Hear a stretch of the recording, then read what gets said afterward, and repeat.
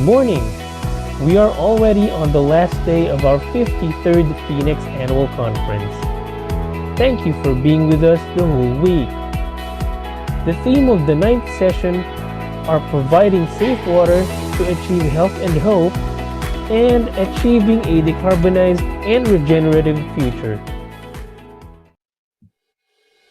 May I now call on our MC for today. She is the President and CEO of Asticom Technology, Inc., Ms. Maricar Reyes. Good morning, my fellow FINEX members and guests, and welcome to the 9th of the 53rd Annual FINEX Week Conference. The theme of this year's conference is Inclusive Disruption, Achieving a Sustainable Future in the New Frontier. This year, we will be rolling out a series of webinars involving prestigious speakers and discussing thought-provoking topics. Our ninth session will focus on providing safe water to achieve health and hope in achieving a decarbonized and regenerative future.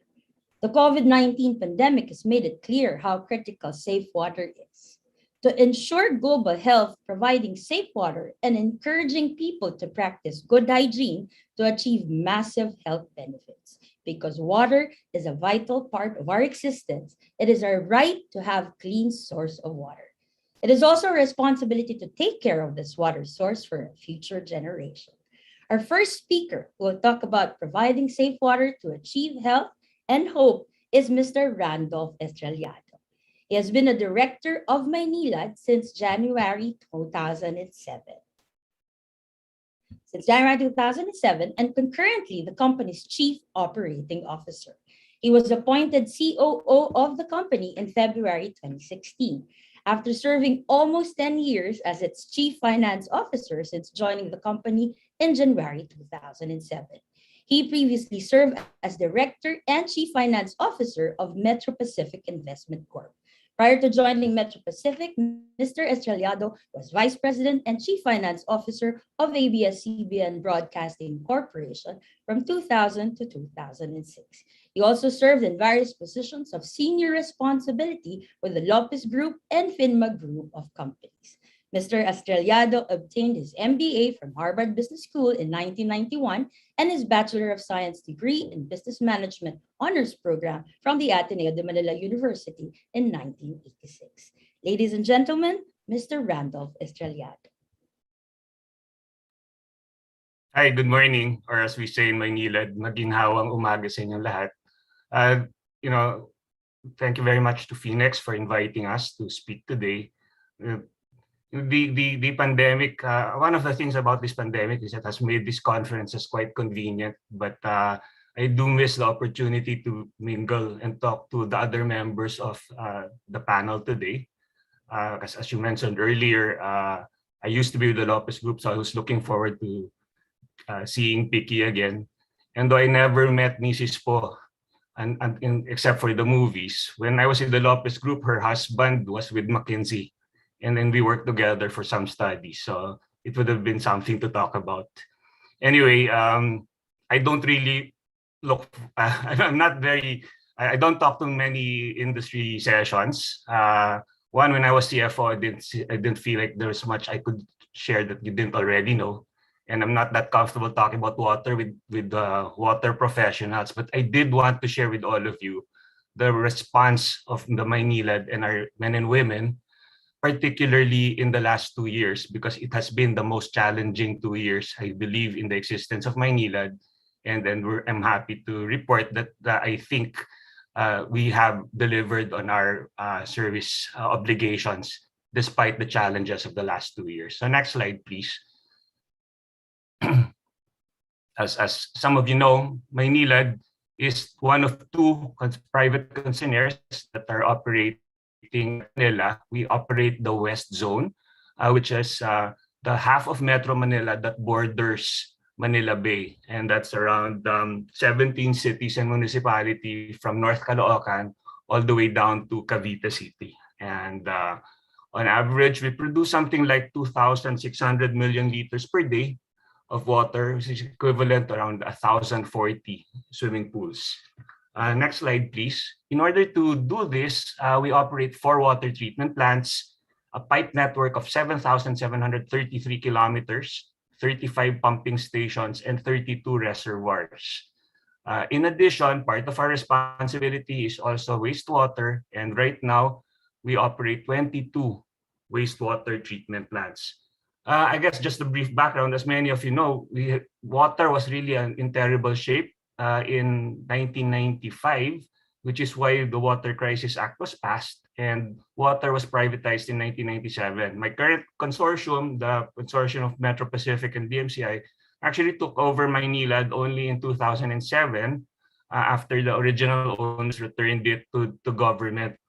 And because of the difficulties at the time, which coincided with the Asian crisis and all, really, even 10 years after privatization, we really inherited a network that had a lot of work that had to be done. Our 24-hour availability of water was only 32%, and of that, only 45% had water pressure above or with a minimum 70 PSI water pressure.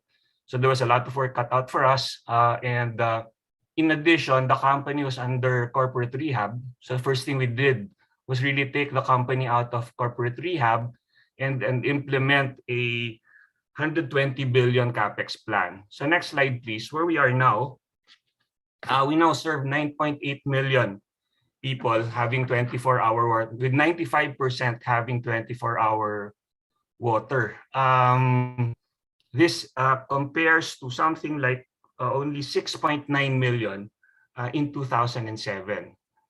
So that's a significant jump. I think in number of connections, that's our customers, that translates from less than 500,000 to around 1.5 million now. But our ultimate objective is still to hit the 11 million people that are in the West Zone, which will happen sometime in the next 5 years. Next slide, please. The other part of our responsibility is managing wastewater, and this one admittedly had to take a back seat because we had to fix water first. But we did, as I mentioned earlier, we have 22 wastewater treatment plants. But when we took over, it was only 2 water treatment plants, and wastewater coverage was little less than 7%. Right now, with the 22 water treatment plants wastewater treatment plants that we built and operate, we now have a coverage of around 21%. But the ultimate target is still 100% wastewater coverage until 2037. Aside from, next slide, please. Even though we're not yet 100% covered on sewerage, we do have a sanitation service that is which we hit 100% every 5 to 7 years. It means that if you're a Maynilad customer and you have a septic tank, we have to dislodge your septic tank at least once every 5 to 7 years. If we dislodge your septic tank, you would feel safe that the waste that we dislodge is going to a treatment facility. And unlike some of these mom and pop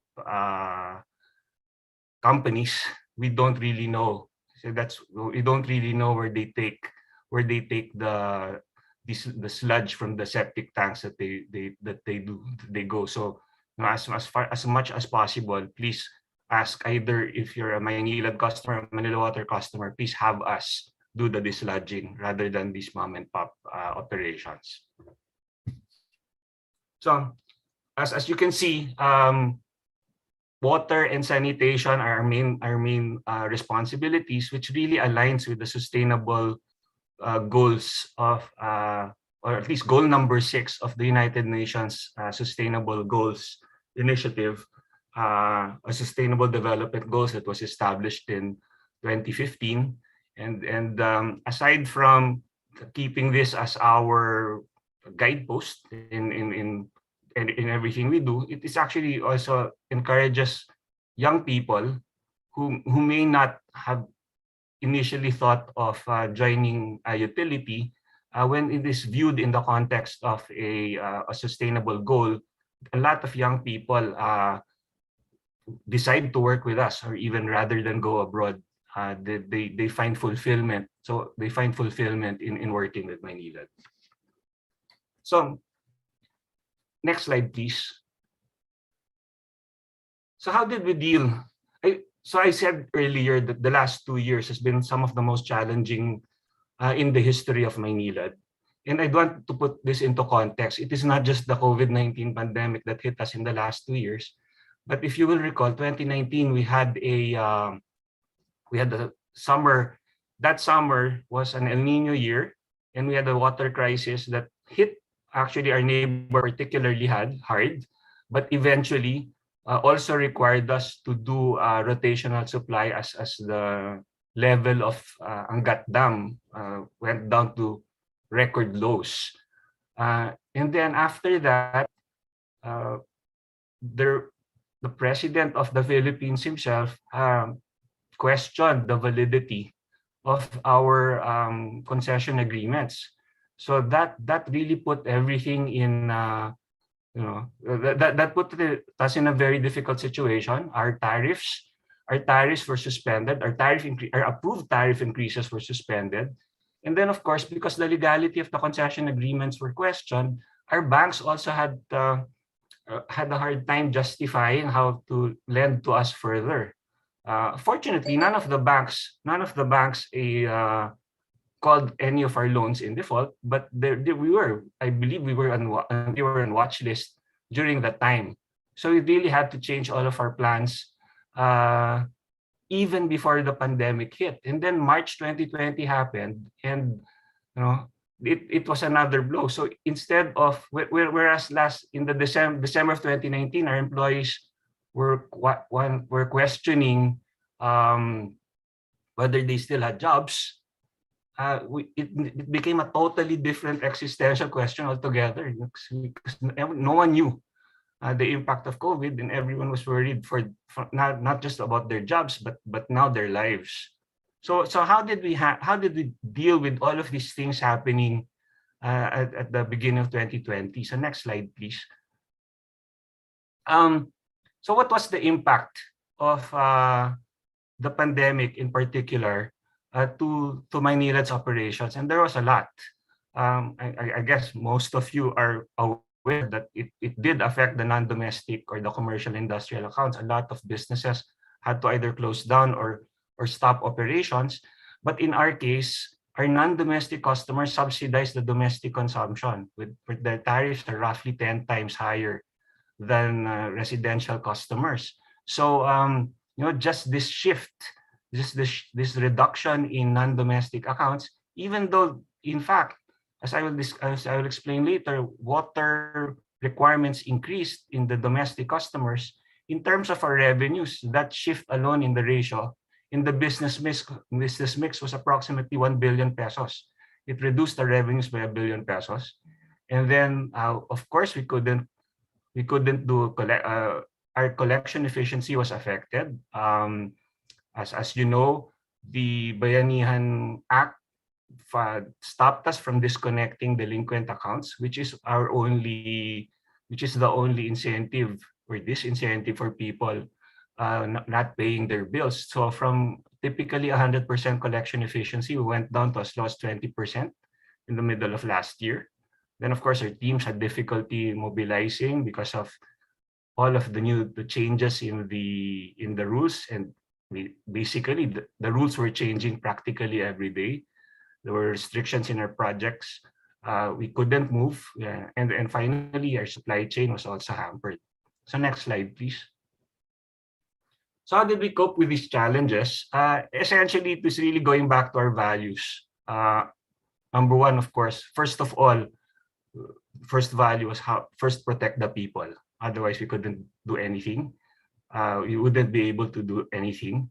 Second, after making sure people are protected, we should sustain our services. As was mentioned at the start of the talk, especially at the time when it was very unclear how COVID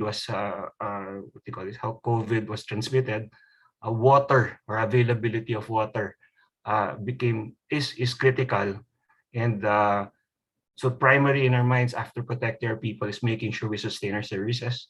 And third, how do we manage our capex given the difficulties even before COVID? As I mentioned, the lack of credit facilities, no tariff adjustments, and then the impact of COVID. So next slide, please. So for people, first of all, one good thing. I don't know how many are IT people here. You know, in most companies we knock IT, but you know, in fairness to our IT head, even before the pandemic, I think Jan and Feb, all our they were so prepared, training us how to use Teams and making sure all our laptops had VPNs. So and then even before the March lockdown, we were already on work from home rotation schedule. So it was a lot easier. It was easy for us. I know a lot of people were scrambling after March. Some still obtaining laptops, but we were I think from day one particularly ready for the work from home environment. But again, the more difficult part was really dealing with outside, the people who couldn't work from home. Obviously, for the plant, there was a lot of people who were scared of going to work. So we had to make it. We had to make sure that safety protocols were in place. We even provided accommodations so people could stay in the plants and not have to leave, which was also significant, particularly with the transport restrictions. Even though we were considered an essential industry, many LGUs had different interpretations of this. So it was really easier that our people stayed in the plants. And then, of course, after that, by the time I think June came, when we were already prepared to go back to work, for many more people, we did mass testing for our employees. And most recently, we have a vaccination program, and right now, approximately 90% of our 2,200 employees are fully vaccinated. Finally, of course, given that most people are working from home, or at least not having contact, we had to make sure that training via an online platform was still happening.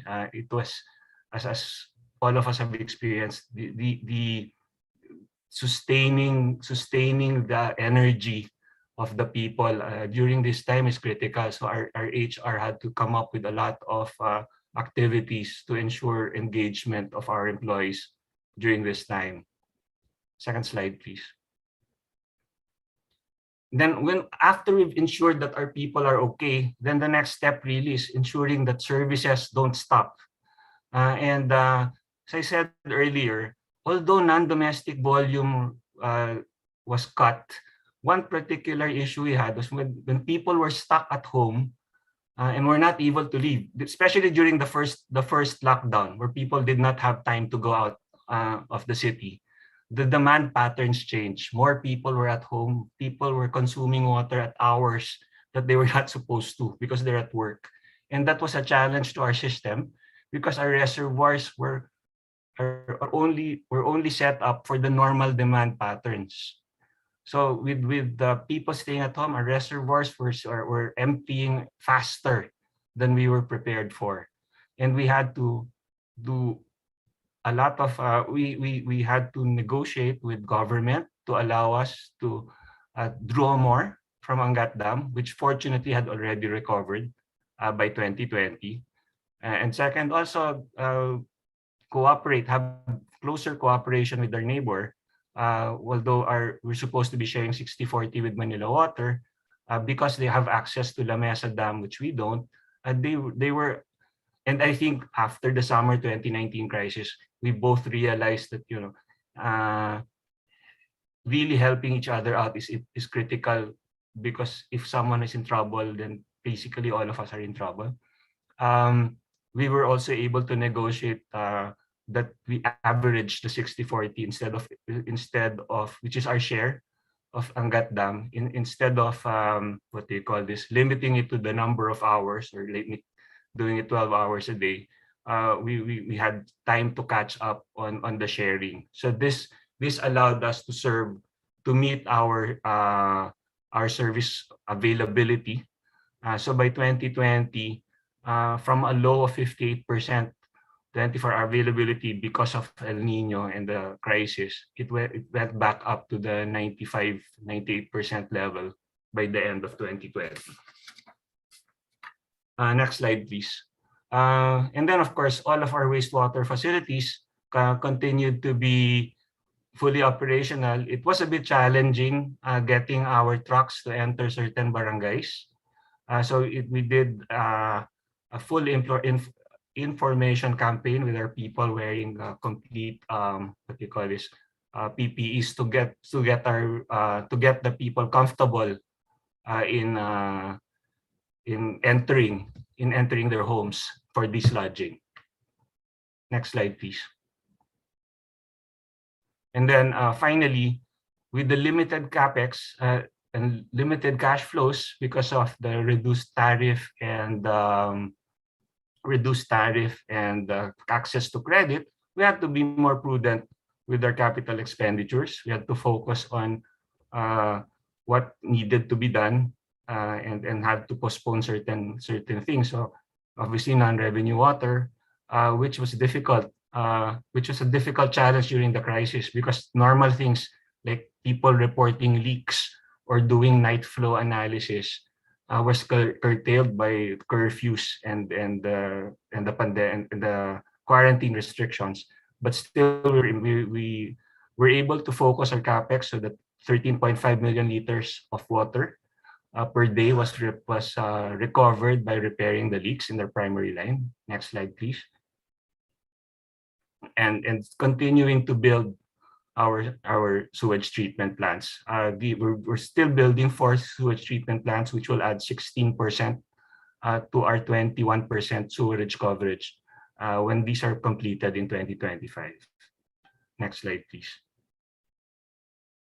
And finally, we had to use technology to help us with the restrictions, with restrictions on contact with our customers. Among others, we enabled billing by text. They would just send their account number to a certain text, and we would send their bills via text.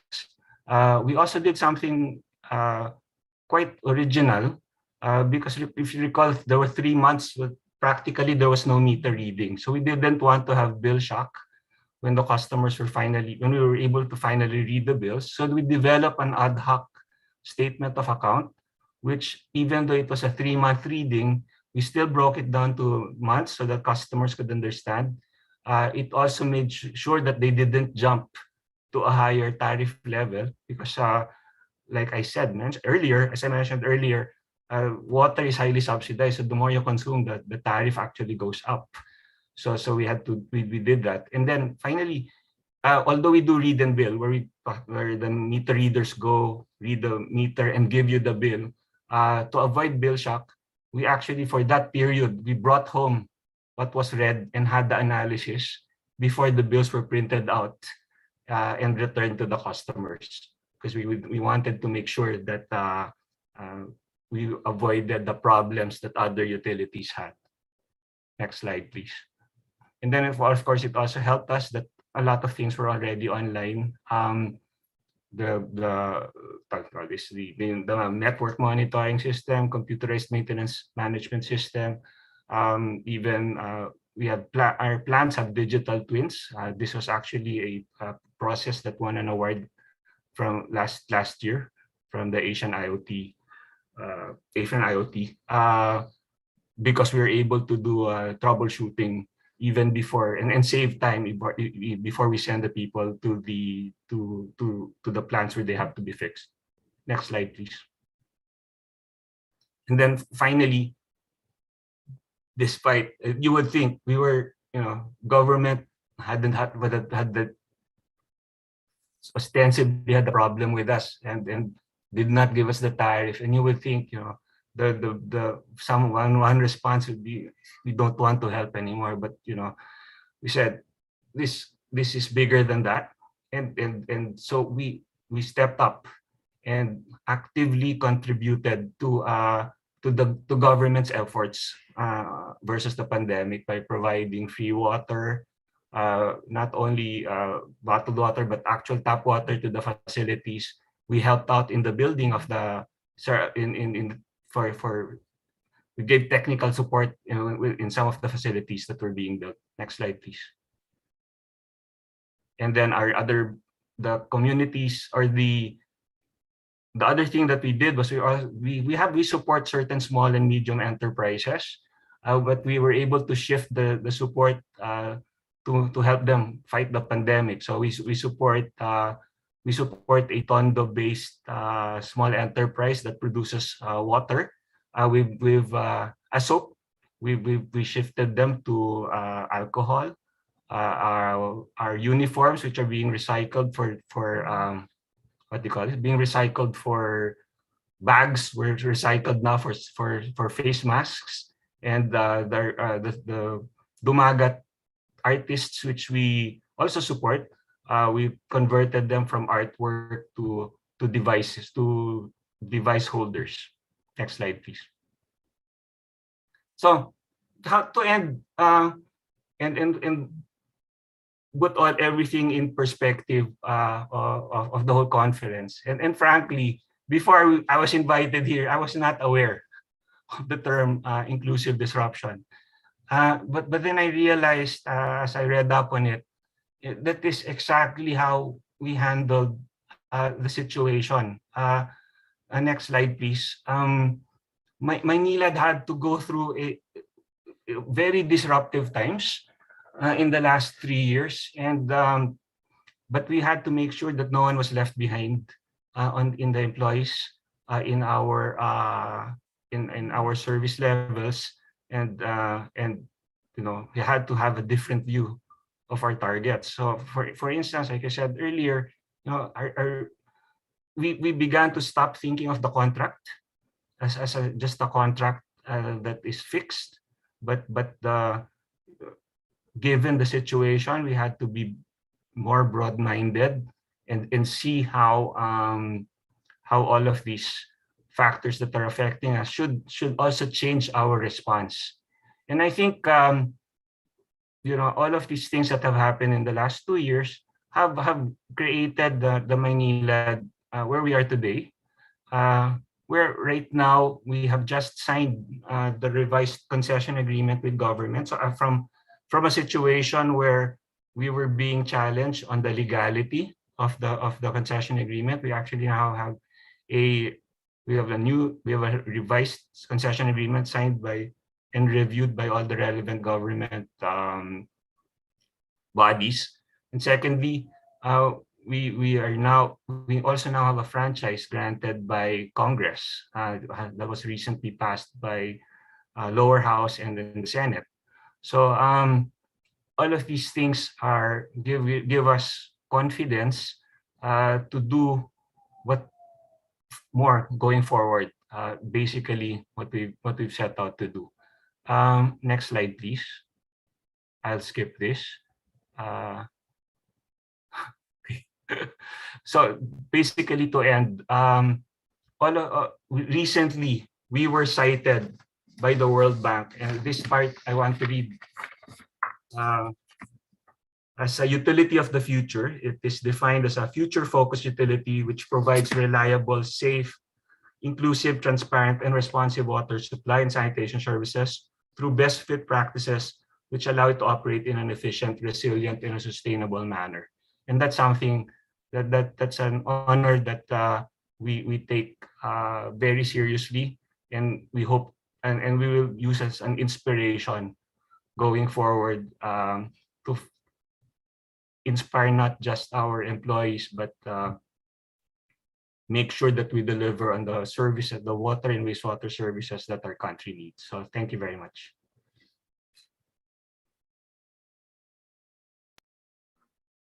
All right. Thank you, Randy. Congratulations indeed. No? It was a very challenging 2 years.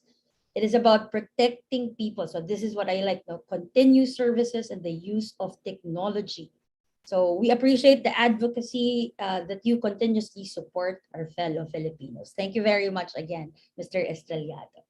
Our next speaker who will discuss about achieving a decarbonized and regenerative future is Mr. Federico R. Lopez. He's the chairman and CEO of First Philippine Holdings Corporation, a diversified holding company with principal interests in power, real estate, construction, and manufacturing.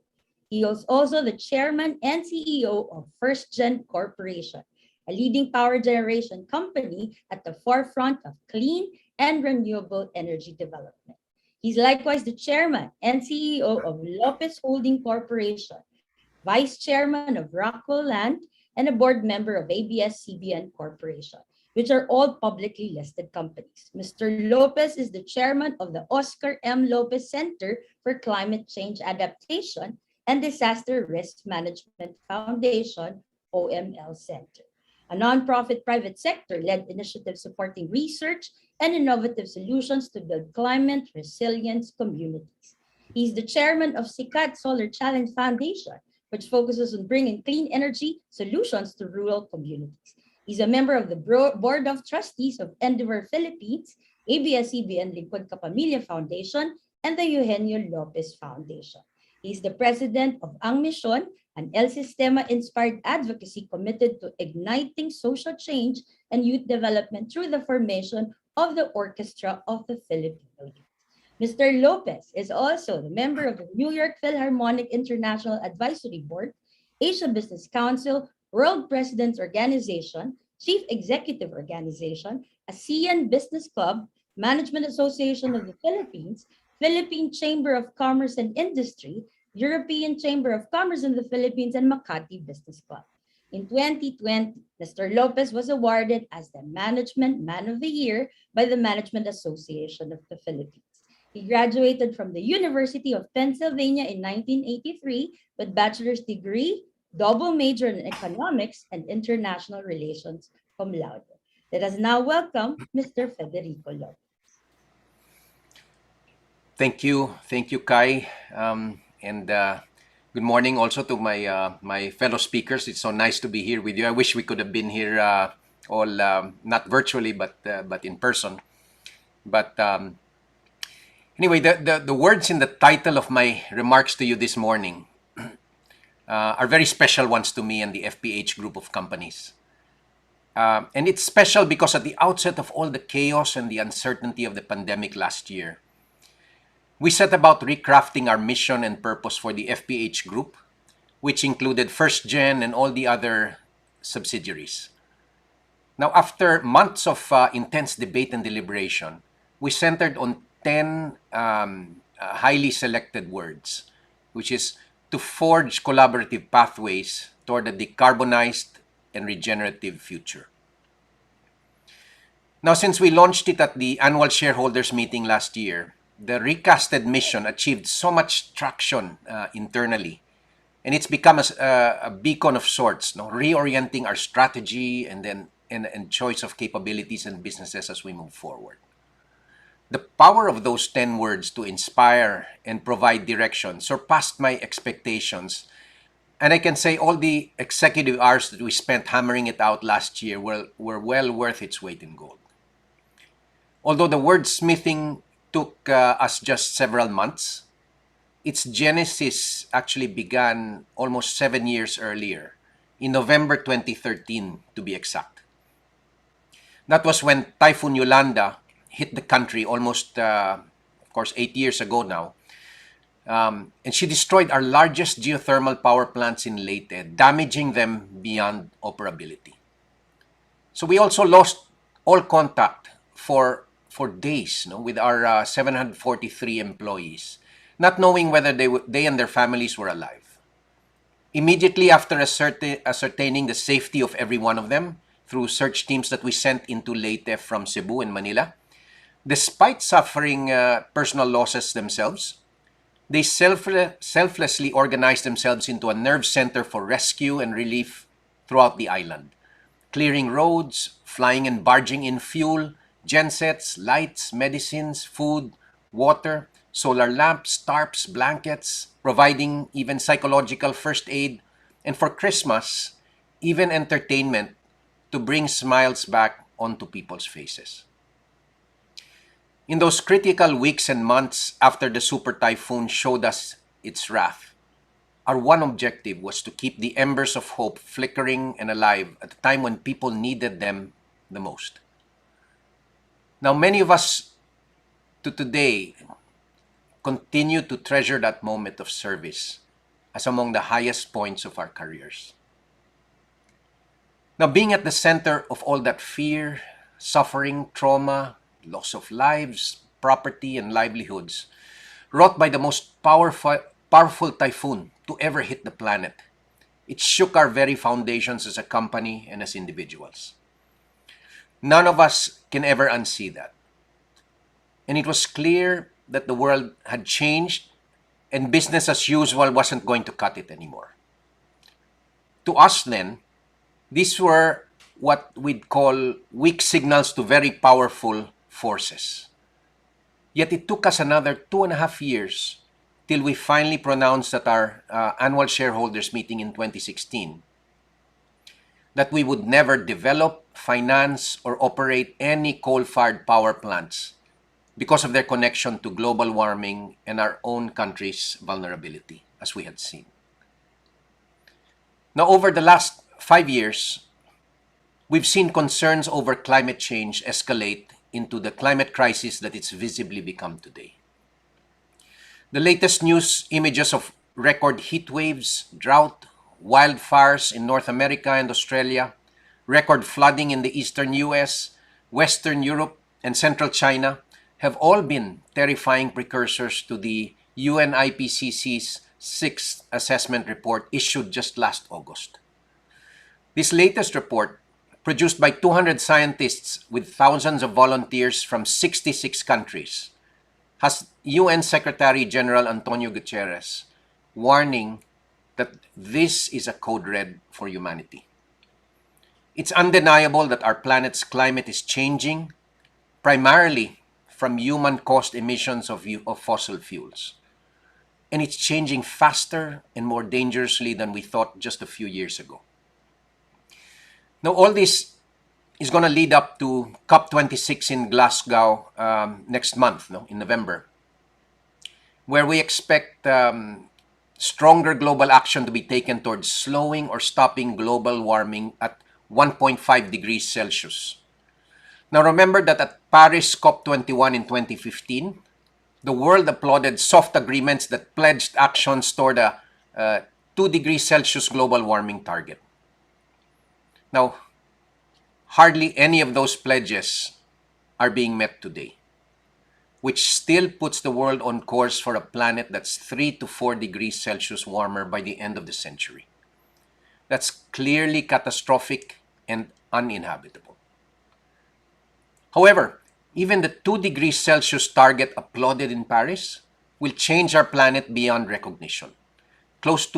Under that scenario, close to 99% of coral reefs will disappear.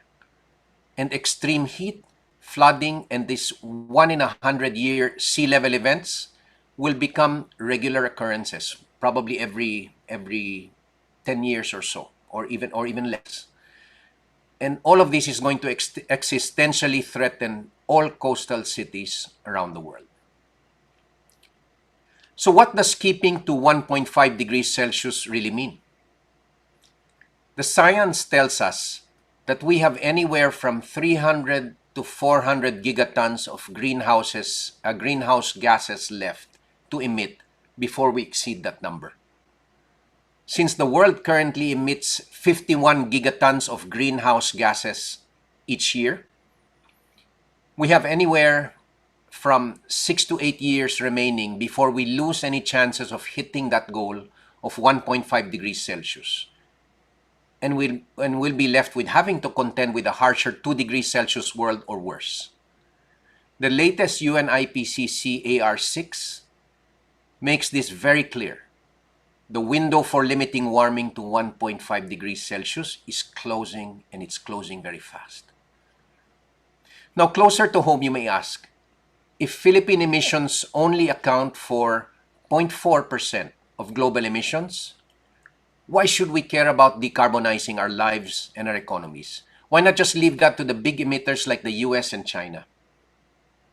Now, firstly, given the Philippines is among the 5 most vulnerable nations on earth to climate risks, we should be among the most driven to amplify calls for commitments to 1.5 degrees Celsius world.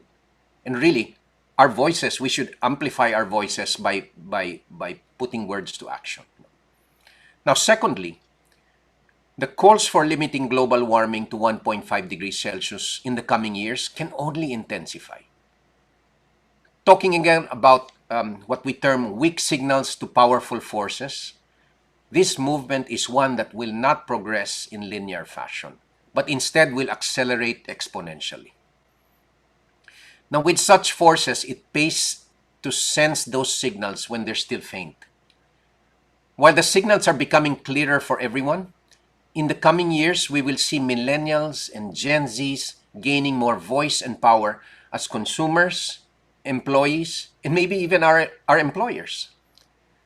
In January 2021, results of the UNDP Oxford University People's Climate Vote, which was the biggest global survey on climate change among 1 million people across 50 countries, showed that 64% of the participants believe that climate change is an emergency that requires urgent responses from countries. Now, it's interesting to note that almost half of the poll participants were between 14 to 18 years old. Now, I can't even begin to imagine the changes that are about to take place in consumer buying habits, supply chains, the rewiring of finance, and even social norms, just to name a few, as these beliefs and progress mature. The up-and-coming generations care even more deeply about climate issues than us baby boomers. The combined effects of all these are being seen in how companies and brands are reorienting around decarbonization goals. And I'm sure many of you in finance circles are witnessing similar shifts among financial institutions, investors, insurance companies, the sovereign wealth funds, and large pension funds. Many are beginning to place a shadow carbon price in their investment decisions, with many countries already talking of explicit carbon pricing from $48 per ton to even north of $100 per ton. Now, many countries and an increasing number of the world's largest engineering firms are also saying they'll no longer build coal plants. They don't want to have anything to do with it. And even cross-border carbon tariffs that measure embodied carbon in products are also being contemplated. And these, that the ability to do that because of blockchain technology is becoming very real. Now, a number of countries like New Zealand and the UK are also leading the way in making climate-related disclosures along the lines of the TFCD, which I'm sure many of you in the finance circles know about, this TFCD framework, but making these climate-related disclosures mandatory for banks and insurance companies as early as by 2021 this year and 2022 also respectively. New Zealand and the UK. New Zealand, I think, has already gone ahead. The UK by 2022 is making that mandatory. Now, the Task Force on Climate-Related Financial Disclosures Framework asks you to spell out not only your physical risks and transition risks from climate change, but also your opportunities from climate change as well. Now, Hong Kong, Switzerland, and Canada are going to follow soon. And the G7 has recently announced in June that they are also backing the idea of mandatory disclosures. Janet Yellen, the U.S. Secretary of the Treasury, likewise put her weight behind mandatory TCFD reporting last April, and claiming it already has momentum and the support of 110 financial regulators, including 50 central banks. Now, every day, I hear of new countries and huge important companies laying down net zero targets, some voluntary, but more increasingly mandating and embedding them in policy and legislation.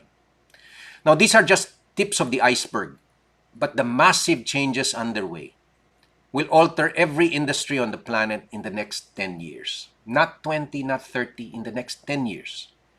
Some of them beyond how we recognize them today. Now, they will change in two ways. First, because the changes from a warmer climate are already here. They're baked in and even accelerating. The words of Al Gore here in Manila in 2016 still reverberate in my mind each succeeding year that I see the impacts of the climate crisis. And it's when he said, all our infrastructure was built for a world that's now changed. Now, the second and more profound cause is because of the rapid need to transition to net zero carbon by 2050. Now, to give you a sense of scale, COVID-19 in 2020 brought emissions down globally by roughly 5 to 7%. Now, we need that scale of reduction each year till mid-century just to limit global warming to 1.5 degrees Celsius. So a child born today can only have a personal lifetime carbon footprint that's just 1/8 that of his or her grandparents. This challenge is greater than anything that man has ever surmounted in human history. But we don't have a choice. It's nothing less than an existential threat to humanity. And human activity has caused us to recklessly leave the stable climate that this planet has had over the last 11,000 years. So we've just left the Holocene epoch and now entered the uncertainty of the Anthropocene. Now, all that may sound terrifying, but just last December came a sliver of good news. Leading IPCC scientists also revealed something described as game-changing and new in the scientific understanding of climate change. To quote noted climate scientist Dr. Jerry Rogels, lead author of the latest UN IPCC's Assessment Report 6, and he says, it is our best understanding that if we bring down GHG emissions to net zero, the warming will level off. The climate will stabilize within a decade or two. Now, I was elated and personally filled with hope when I read that pronouncement of the latest scientific consensus, which is a huge paradigm shift from the idea that decades and centuries of additional warming was already baked into the planet as suggested by previous IPCC reports. Now, this makes net zero an even more compelling and inspiring narrative for the future. However, beyond just halting any additional warming is the Herculean task of preserving, rebuilding, and more importantly, regenerating the planet and everything that we're losing. This is why we believe sustainability is no longer enough in a world that's badly in need of healing and renewal. We specifically chose to use the word regeneration in our recrafted mission, but with all the responsibility that that carries. Now, we're not a full-on regenerative company today, and maybe no one is yet. But we chose it deliberately to signal to our people that they have a license to adopt this new mindset as our inherent way of doing business, and that it's perfectly fine for them to bring their values to work every day. Now, being regenerative, it doesn't scale if it only comes from the top. It has to permeate the organization and how it does business day to day. And so for us, that's why it's been it's a start of a long journey. Now, being regenerative, however, isn't just about renewing the environment. It's even more about healing the wounds inflicted on our communities and our societies from decades of economic thinking and the resulting policies that have widened inequalities that made the dream of prosperity for billions of people even more out of reach. Now today, we are seeing destabilizing social forces take root in these sources of discontent. They're even made more potent through a turbocharged social media that warps our politics. Unbridled consumerism and maybe even capitalism itself may be under fire for this. But we need to remember that the latter has brought tremendous and amazing progress, creativity, and innovation. However, as it's currently practiced, it has also left too many behind. Even as we breach much of our planet's safe environmental limits, billions of people still do not have decent access to energy, clean drinking water, toilets, food, healthcare, education, housing, income and work, political voice, social and gender equity, or even peace and justice. The trillion-dollar question as we approach the 1.5 degrees Celsius limit in the coming decade will be, if we have such a limited carbon budget left, how will the world spend it? Producing more Louis Vuitton bags or uplifting the lives of those who've been left behind? Our Economics 101 classes taught us the rainbow-shaped Simon Kuznets curve. This was done in the 1930s, which infers that inequality rises but eventually falls as the economy grows. There was even an environmental version of that curve by economists Grossman and Kruger in the 1990s, which promised the same relationship with environmental degradation, and that eventually pollution all got cleaned up as countries got richer. Now, theories like these shaped our worldviews and policies over many decades, but we now know they have scant basis for being true. The environment is belittlingly treated as an externality that has no limits. Now remember too that the value of a healthy and growing forest that sequesters carbon emissions and gives life, water, and sanctuary to countless unique but interconnected organisms that make up our planet's biodiversity is only reflected in GDP the moment it's cut down, killed, and sold as raw materials. Yet the fixation on growing GDP is deeply ingrained in much of our policies and our thinking. When faced with an economic crisis such as what's happening to us today in this pandemic, we intuitively seek to grow our way out of it, with panic and the dire consequences for leaders and policymakers when it doesn't. By implicitly assuming that GDP can grow forever, we were economists trained like pilots who were taught to fly, but never really how to land. So, ironically, despite earning academic honors in my college economics courses at the University of Pennsylvania, I feel now like I have to unlearn a lot of it. Now, one of the most fascinating lenses that I've seen on how to view economics from a 21st century perspective is that of an English economist, Kate Raworth. I don't know if any of you have come across her books, no? But she's author of one of the Financial Times long list book of the year in 2017. And in her book, which is entitled Donut Economics, she illustrates this framework beautifully. She starts with the outer ring of the donut, with an environmental ceiling consisting of 9 planetary boundaries. These are things like climate change, biodiversity loss, ocean acidification, nitrogen and phosphorus loading, in our soils, land conversion, acidification of our oceans, chemical pollution, etc. Now, many of these even overlap and they infect each other. They cross-infect each other. Now, exceed them and you get unacceptable environmental degradation and potential runaway tipping points in the Earth systems. The inner ring of the donut is composed of the 12 minimum social standards identified by world governments in the Sustainable Development Goals of 2015, which Randy was also mentioning earlier. Now, falling short on them not only deepens human suffering, but also widens the socio-political divisions that have become a source of conflict and instability in the world today. Now, her book emphasizes the need, among other things, to radically transform our fixation on GDP as a measure of progress to the far bigger goal of meeting the human needs and rights of every person within the means of our life-giving planet. Within the means of our life-giving planet.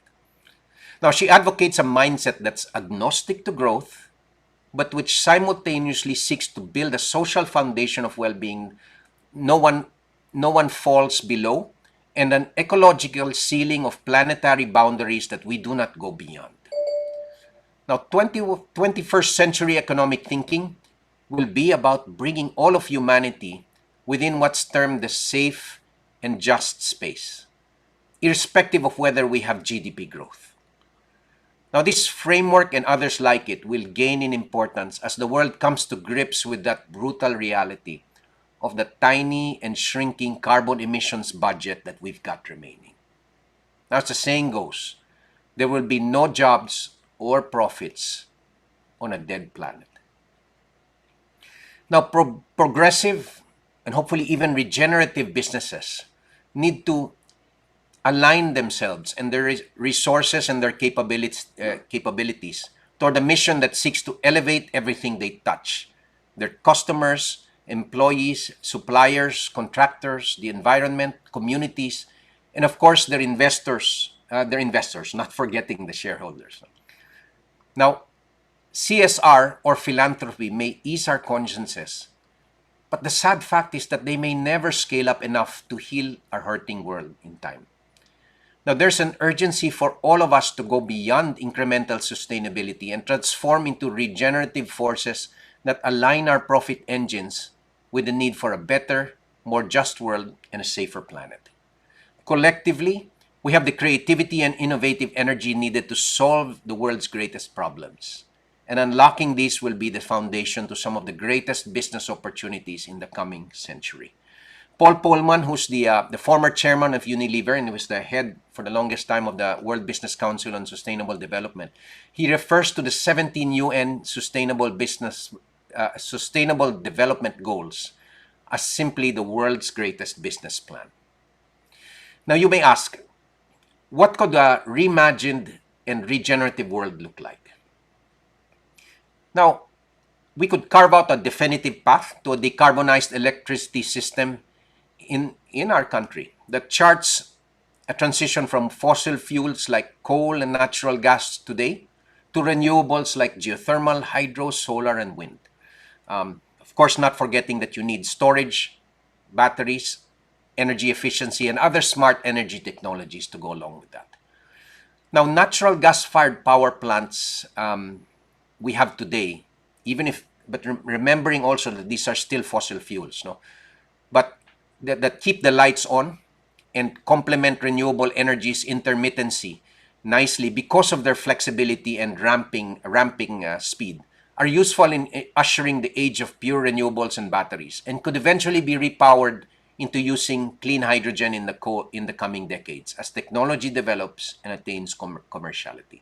Natural gas-fired power plants can do that. Coal cannot, which is why I think natural gas is a very essential technology heading into the transition to decarbonization. Now, if we green the electricity grid, it opens up the electrification of transport and many other industrial manufacturing processes, which today are run by polluting fuels like gasoline, diesel, and bunker fuel. What's more, the added benefit of improving our urban air quality will be tremendous. Now, beyond the energy sector, we could reimagine how and where we get our food, our building materials, even integrating carbon-negative materials like bamboo, and then what's called the integrative design of our buildings and infrastructure. How we cool or warm them, how we insulate them, district cooling, what refrigerants we use, and how we dispose of those refrigerants, and even the concept of smart buildings, etc. Now, beyond designing for a decarbonized world, just as important would be planning for resilience amidst a harsher climate. Here, we could reimagine how we design our cities with resilient infrastructure like underground power lines and distributed generation and microgrids, as well as circularity in the use of water, rainwater, and even waste, which is a valuable resource that we're literally throwing away. But it'll also be about building cities that encourage social integration, community, and compassion. The so-called 15-minute cities that are being planned for by progressive urban designers and mayors in Paris, Barcelona, London, Detroit, Melbourne, and Portland, Oregon, where work, shopping, health, and culture are not more than a 15-minute walk, bike ride, or mass transit ride away. They've reclaimed roads from the automobile and used them to create wider sidewalks, play areas, and bikeable, walkable spaces that incorporate nature, public art, and public performances. They're characterized by having a more thoroughly integrated urban fabric that builds social cohesion among income classes and races. Certain cities like Amsterdam are even prioritizing affordable rental housing, as much as 30 to 40% of their land area, but even integrating them into affluent neighborhoods. Now, these ideas merely scratch the surface, but preparing for the needs of a rapidly changing world now will ensure that not only do we avoid getting locked into stranded assets, but that we're equipped to thrive as individuals, companies, communities, and as a nation in the coming decade.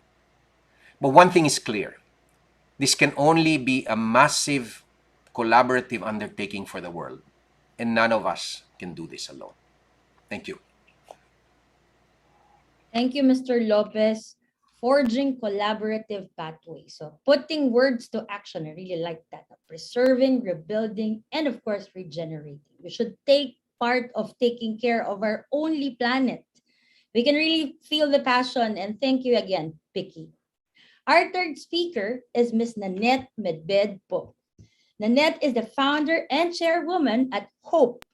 As an impact company, HOPE invests 100% of profits to improving public school education infrastructure, agriculture interventions for smallholder farmers, and environmental initiatives in both the plastic waste and carbon sequestration spaces. HOPE was awarded the grand prize at Developmental Social Enterprise Award by PricewaterhouseCoopers and was recognized globally as the best new brand and best CSR by the Global Bottled Water Awards. HOPE became the first certified B Corporation in the Philippines for meeting the highest standards of social and environmental transparency and accountability.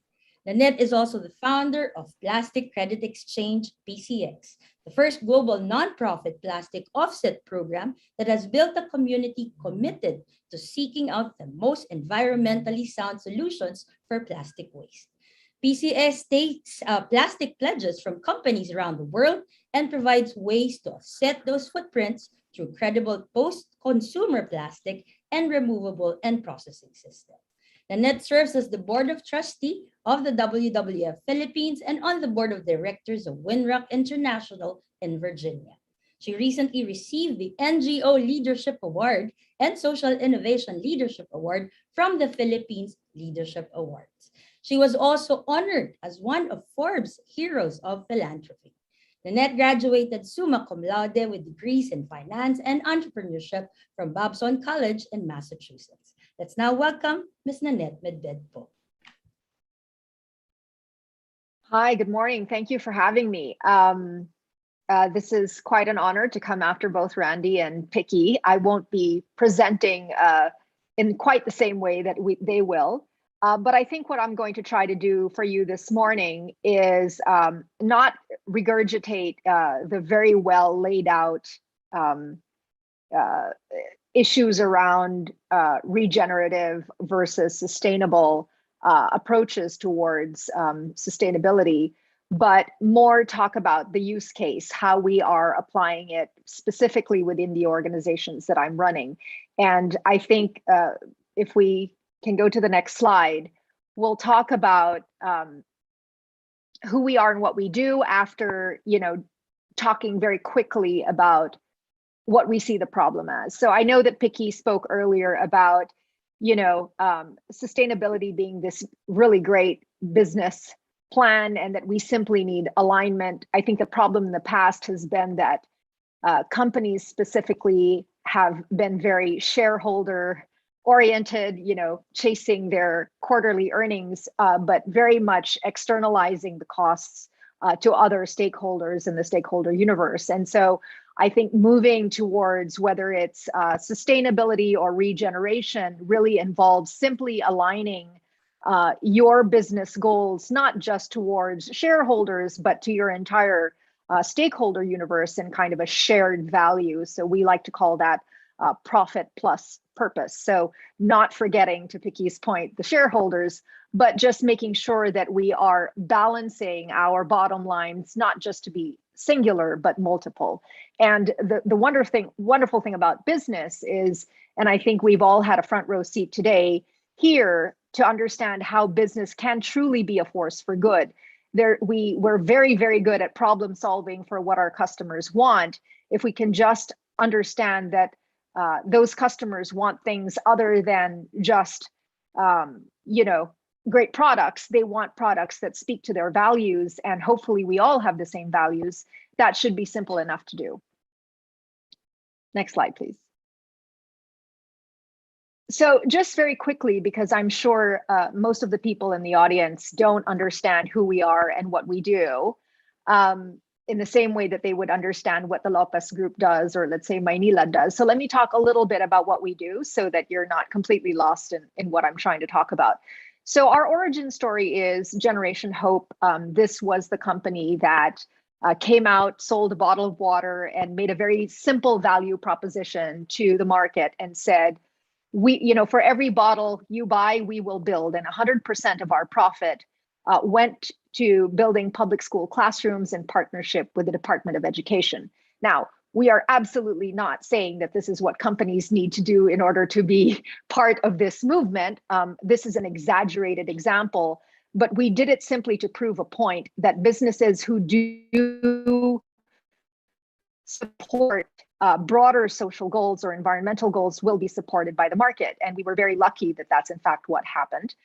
We then, after investing in education, being on the board of WWF and being a human being, understand the problem of plastic, single-use plastic on the environment, very quickly understood that if we wanted to operate in this space, we either needed to innovate out of plastic or find a way to be responsible for our plastic. And this was actually a blessing in disguise, because not only did we find ways, at least for some of our business, to innovate out of plastic. So we were the first to come out with a carton water in the Philippines. But one of the things that was really a blessing was we couldn't completely innovate out of plastic for a few reasons. One, the Philippine market doesn't really, it's not an Evian market where you could convert to glass. It's not a premium market necessarily. And so because Filipinos are very heavy users of single-use plastic, whether in sachets or otherwise for economic reasons, I really had to take a very close look at how to problem solve. How do you deal with a plastic footprint in a market that cannot necessarily innovate out of plastic, whether for economic reasons or for safety reasons? I mean, COVID showed you very clearly that there is a space for plastic and safety. And I'm sure Picky will attest to this. Also in carbon, right? Plastic plays a very important role in reducing carbon footprints in many applications. So I really was stuck with the problem of plastic and trying to study how we could approach being responsible for plastic if you had to have it in your supply chain. And we did find a way to Picky's point, not for CSR reasons, because that's never going to solve things at scale, but really make this part of your cost of doing business, not externalizing it, but making it part of your doing business. And so we did find a way to become plastic neutral. We were the first to become plastic neutral as a brand.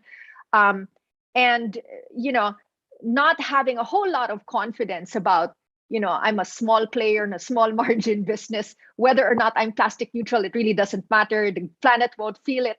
But I felt that if I could take that idea and have a proof of concept with a larger application, with a much larger player, perhaps this is a solution we could bring to the world, no?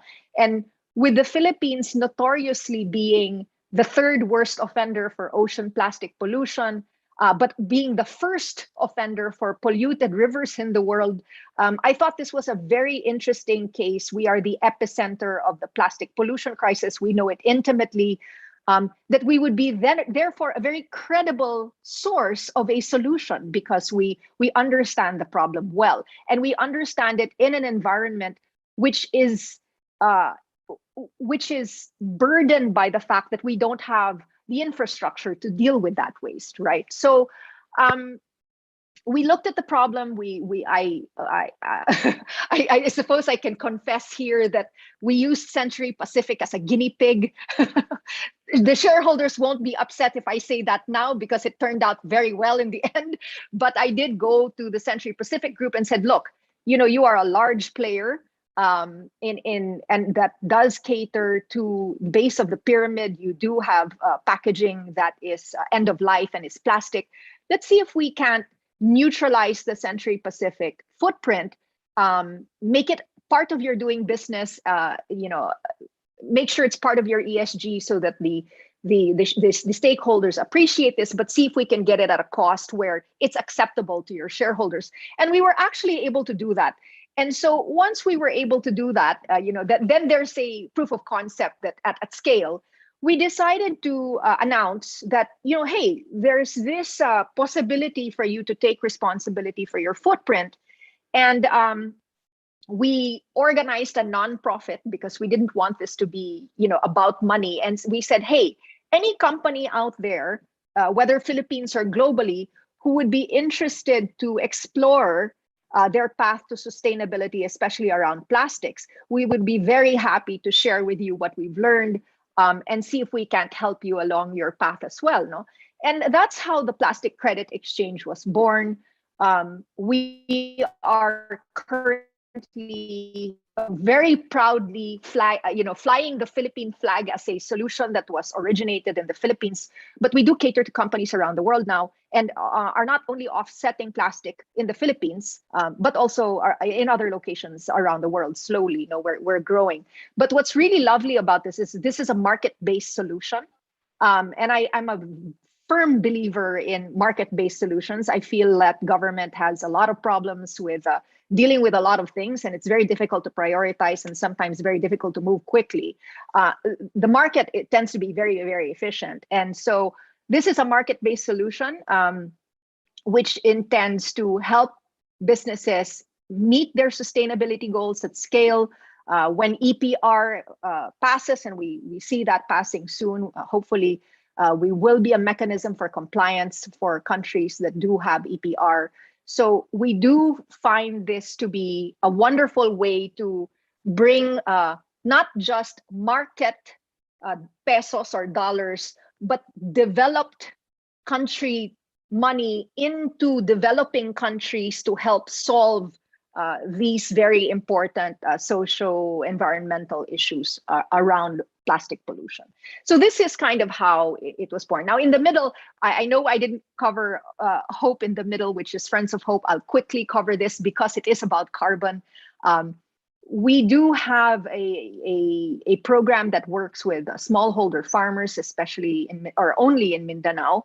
And we do several interventions with them, whether it's intercropping or replanting or market access, those kinds of things. But what that very quickly pivoted to was a program that you might have seen recently in the newspapers that we launched with Globe as well as with Century.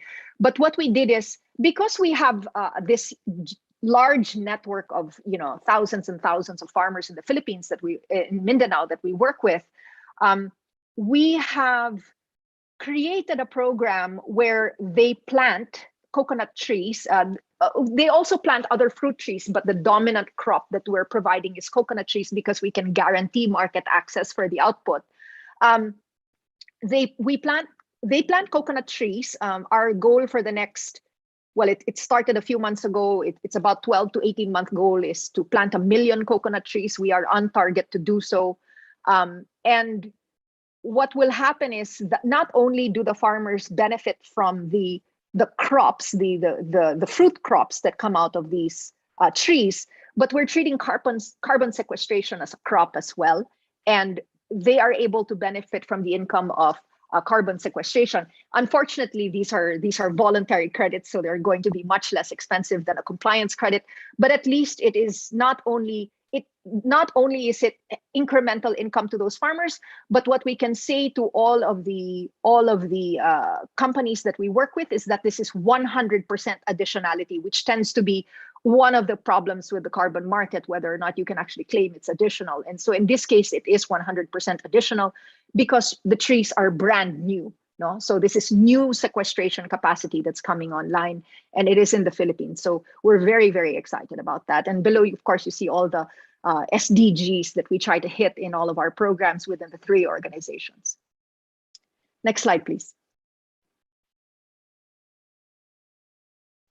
So yeah, so I'm not going to dwell on this, but I think Picky talked, very, very clearly about kind of how you think about degenerative development versus regenerative development. So what I'll do is I'll go through a PCX case study, if you will, on where we fall along this spectrum. To Picky's point, I don't think anybody at the moment is really a regenerative completely company, but you can certainly work towards it and be somewhere in the middle and hopefully make yourself to the right as time goes by. So just as an example, within PCX, we have certifications that we provide to brands who work with us. And this is part of our standard PPRS, which is the Plastic Pollution Reduction Standard. So one of the things that we provide, and if you think about sustainable development, meaning you are neutralizing any harm that you might be doing to the planet, we call that a plastic neutral certification, meaning if you are polluting 100 tons of plastic waste into the environment, that you should at least be responsible for 100 tons cleanup so that it doesn't wind up in nature or harming society in any way. No, so that is what we think about when you think about sustainable development in PCX terms. Now, if you move towards regenerative development, that would be plastic negative. So our definition, and of course, this is an emerging space in the world, and so definitions may be different from organization to organization. But in the case of PCX, under our standards, the definition of plastic negative, and there are a few of us who have taken on this definition at the moment, but what we certify as plastic negative is you must be offsetting at least twice your footprint annually. So it's 2x. Now, just to put that into context, we have been producing commercially plastic for the last 70, 80 years. And the plastic debt, so we like to think about this as a debt, is currently about 9.9 billion tons of plastic in the environment. 9% historically has been recycled. So it's, whether or not your container says it's recyclable or not is beyond the point. Whether it's recyclable is different whether it's actually being recycled. So historically, about 9% is being recycled.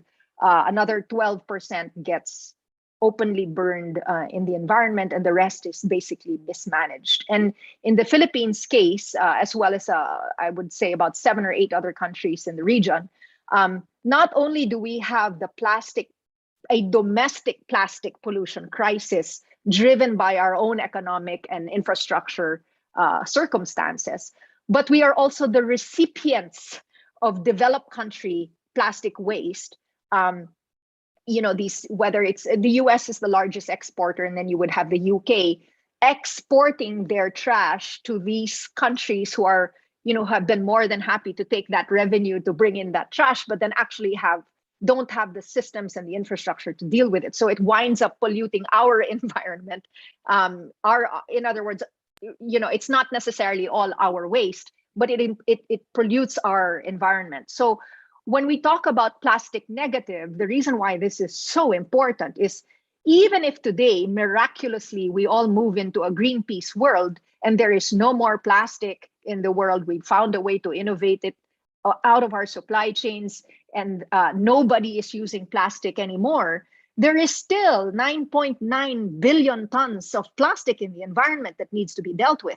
So ideally, we're not just managing the current sustainable way of doing things, but we are also looking at our legacy, our historical debt to the environment, so that truly we can start to regenerate. So that's kind of where, this is an example of how a company like PCX is making this option available to people and be recognized, or companies to be recognized for neutrality or being negative, which is regenerative in nature rather than just sustainable. Next slide, please. Okay, so in PCX, the next few slides will be boring only because we didn't want to have all these photos, but just kind of bullet pointed out the work we're doing in PCX that we feel is at the very least sustainable and actually moving towards regenerative in our practices. So we do have the offsetting, like I said, we're hoping that when we say offsetting, by the way, we absolutely do not encourage any company we work with just to offset their plastic footprint. We think that is terrible. That would be a terrible idea, right? What we encourage all companies to do is to look at their plastic footprint and think about the solution sets available to them. The first of which would be, if you can reduce plastic use anywhere in your supply chain, please do so, right? That's always your primary goal. And anything that you cannot reduce, please reuse and recycle whenever and wherever you can. And then whatever is left is hopefully the only thing that you are offsetting. Now, as we look at companies, we usually work with them on a multi-year agreement. And what happens is the offsetting component usually in the beginning tends to be higher because they don't have the ability yet to, shift out the capital expenditures they've already made that are invested in plastic, or necessarily move their supply chains or their products in that way. And so what happens is the offsetting component is larger and hopefully over time becomes less and less of their solution set because they have found a way to innovate out of plastic in one way or another, or lightweight their plastic, or whatever it is. No, so offsetting should not, I just want to put it out there, offsetting should never be your only solution. It should be part of your toolkit to deal with your plastic footprint. We're hoping that at the moment it's currently seen as a best practice, but with EPR coming online, and this is something that the chairman of PwC says to us all the time, he says we should be moving from best practice to standard practice. So we really like that thinking. We also are very, very involved in the writing of the legislation of EPR. We have, when it was moving through Congress, we were involved, and now that it's moving through the Senate, we were also involved. We think that this is a very important move because change is a team sport, and you don't want any free riders. So this is a very important way, I think, that we can make sure that everybody's in lockstep, getting towards where we need to go environmentally. And yes, so the next one would be scale. So to the point that Picky was making, CSR is never going to get us very far.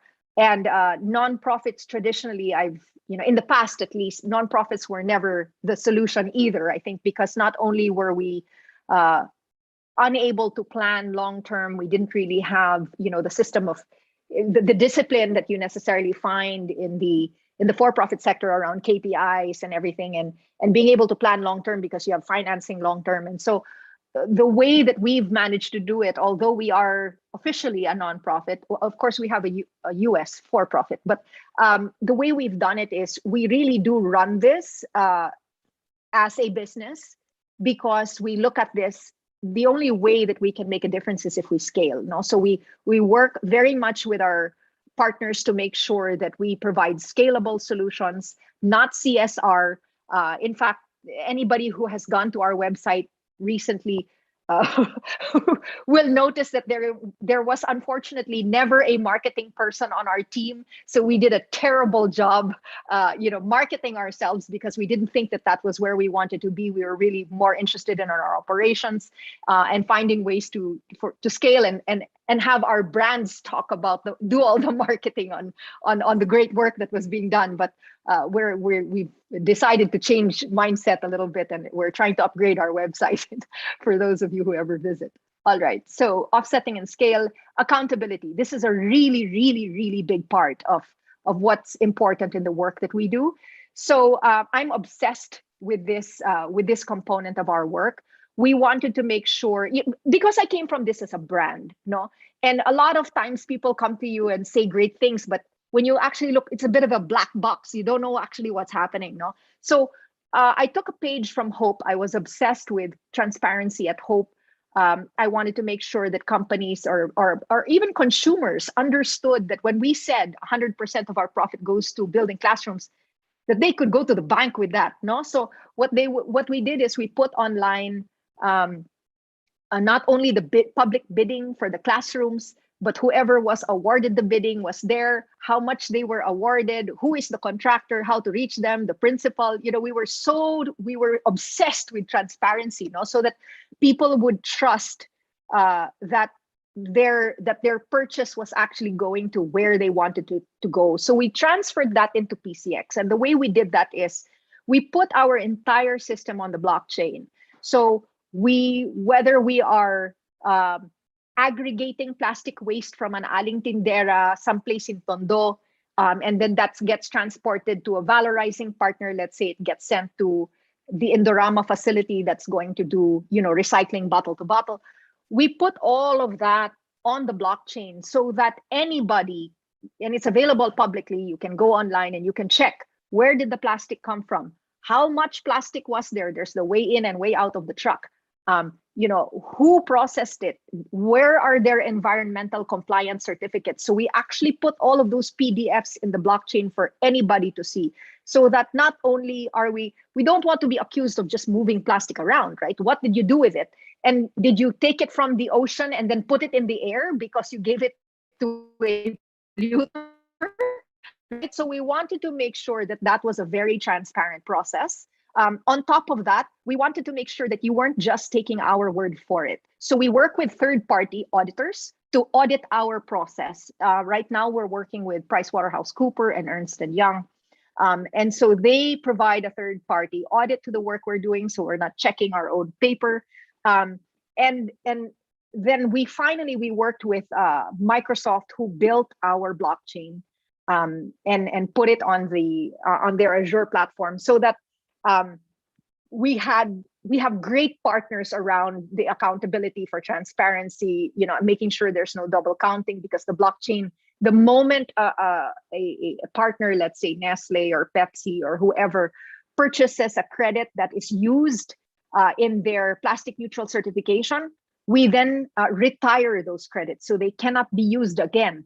No, so that there is no double counting ever in our system. So we're very obsessed with this whole accountability and third-party audit system. We also have standards, which we did not intend to be standard setters. We were hoping that we could follow somebody else's standards, but because when we started operating, there were no standards yet in this industry, we were forced to come up with a standard, and we are now in our 6th version, which we share openly to anyone, and anyone may adopt these standards for free. We don't charge for it.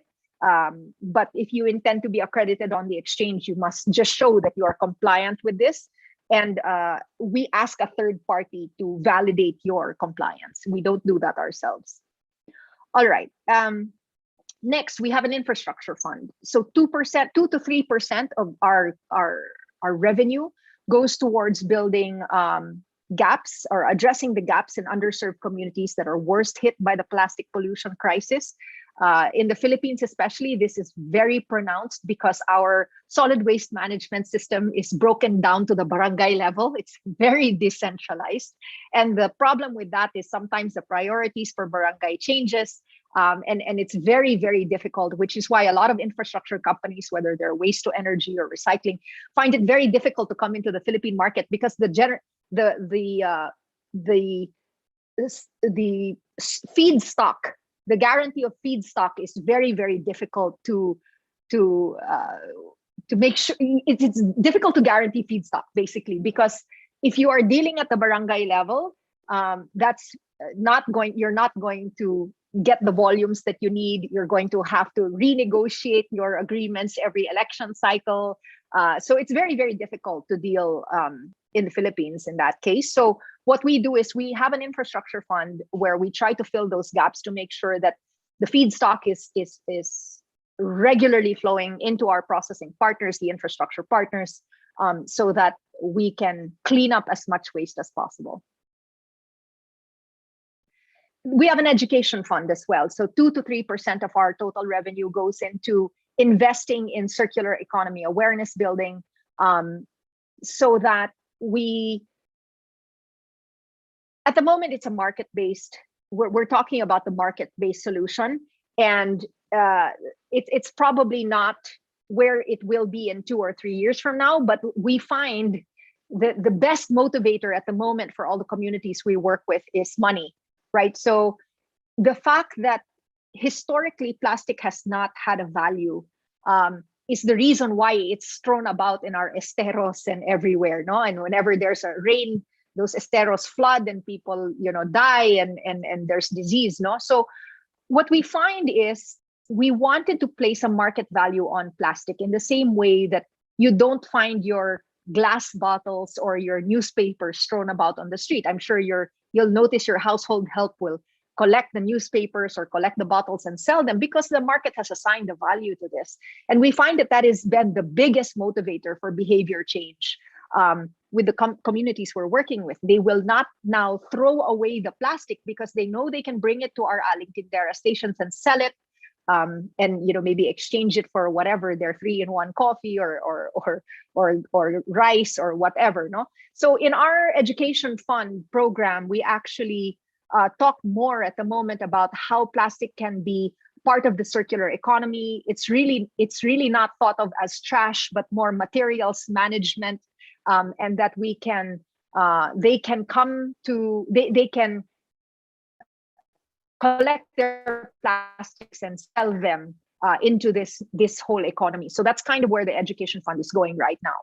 And then finally, we have, no, it's not finally. The next one is the Aling Tindera Waste to Cash program. And this is what I was talking about earlier, where we have Aling Tindera stations around the country, which are, we try to put one in all the barangays that we deal with, one each, so that members of the community, rather than throw plastic away, will bring it to their closest Aling Tindera and sell it. One of our big partners here, of course, it's not an Aling Tindera, it's the SM Group, no? So they're installing these waste collection centers with us in each of their malls, which has been a huge help in diverting waste, because they require all their tenants to segregate their plastic and put them in this plastic collection center. But then they also encourage the surrounding communities to do drop-off. So you can actually do a drive-through and drop off your plastic, which is amazing. We've been getting incredible volumes through this system. Mega World is also on board with that. But the Aling Tindera Waste to Cash program is something that we feel very, very passionate about, because this is injecting income into these worst hit communities and cleaning up at the same time. And one of the wonderful partnerships here, which unfortunately has been delayed quite a bit, is the one we have with DENR, which will place the Aling Tinderas at the ports where fishermen, anybody who flies over Manila Bay sees all the waste in Manila Bay, but then having the fishermen, rather than go out for all night, they have to go further and longer and catch less because the oceans are so depleted. We tell them, please, rather than come back with an half-empty boat or pretty empty boat, please fill it with ocean plastic, and we will purchase the plastic from you at the closest Aling Tindera in that port area. And so it's augmenting their income, but at the same time, it's cleaning up our oceans. And we have a partner here, which is USAID as well, who has recently launched the Clean Cities Blue Ocean Initiative. And then finally, and I put this although at the right of the slide, because the negative tonnage is what I was talking about earlier, which is basically going beyond offsetting and really chipping away at that historical plastic debt, the 9.9 million. So that's something that can legitimately live in the extreme right of our slide. Next slide, please. So this is my last slide, no? And this is something that I'm sure that all leaders deal with, no? So the big picture challenge is not so much, the nitty-gritty, I think, of what we do, because the nitty-gritty, especially for leaders like ourselves, it's pretty easy to figure out once you've identified a goal, no? But I think the big picture challenge that we need to ask ourselves is, as a leader of an organization, you really have to ask yourself, what space do you occupy in the broader world?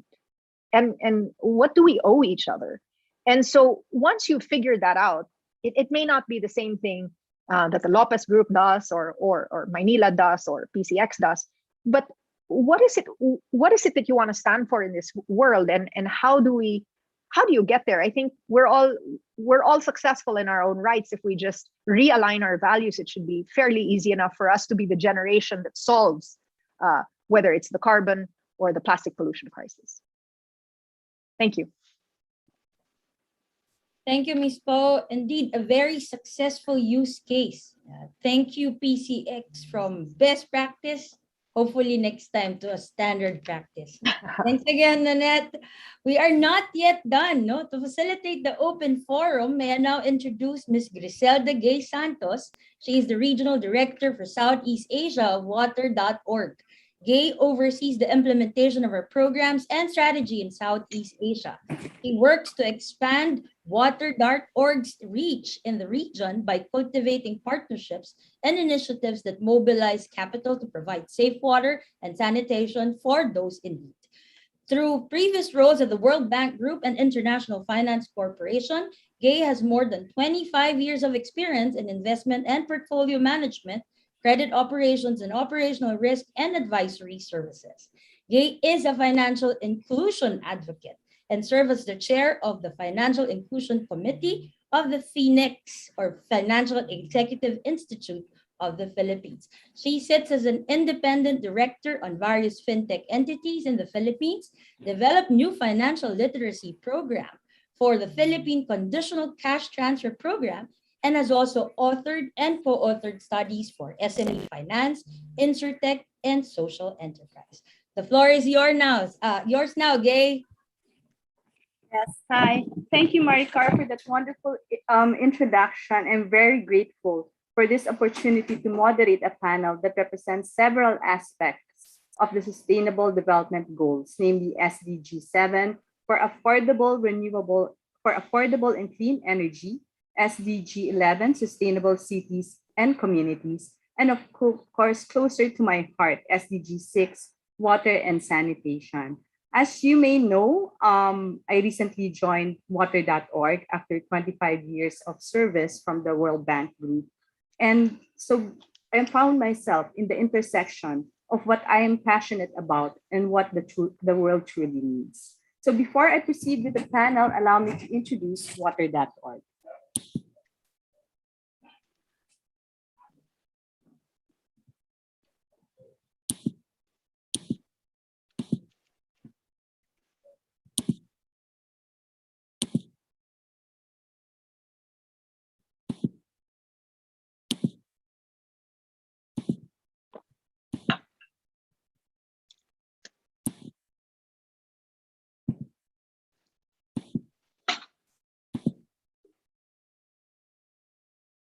So Water.org was co-founded by a water engineer, Mr. Gary White, and the Hollywood actor, Matt Damon. We're existing across 11 countries across the world. We have 144 active partners, and we have reached 39 million people with safe water and sanitation. So why are we here? There are 785 million people who lack access to safe water. 2 billion people, 1 in 3, lack access to a toilet. And every 2 minutes, a child dies from a water-related disease. Women and children spend 200 million hours each day collecting water. Putting it in the context of the Philippines, there are 13 million people, 1 in 8, that lack access to safe water. 26 million people, 1 in 4, lack access to a toilet.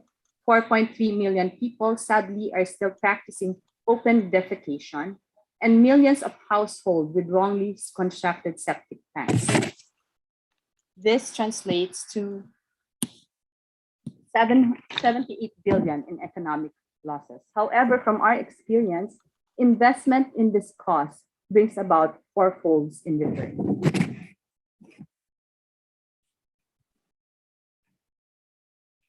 So solving the water crisis, it can improve health, it can empower women, it enables equality, it increases access to education, enhances resiliency, climate change, and increases family income.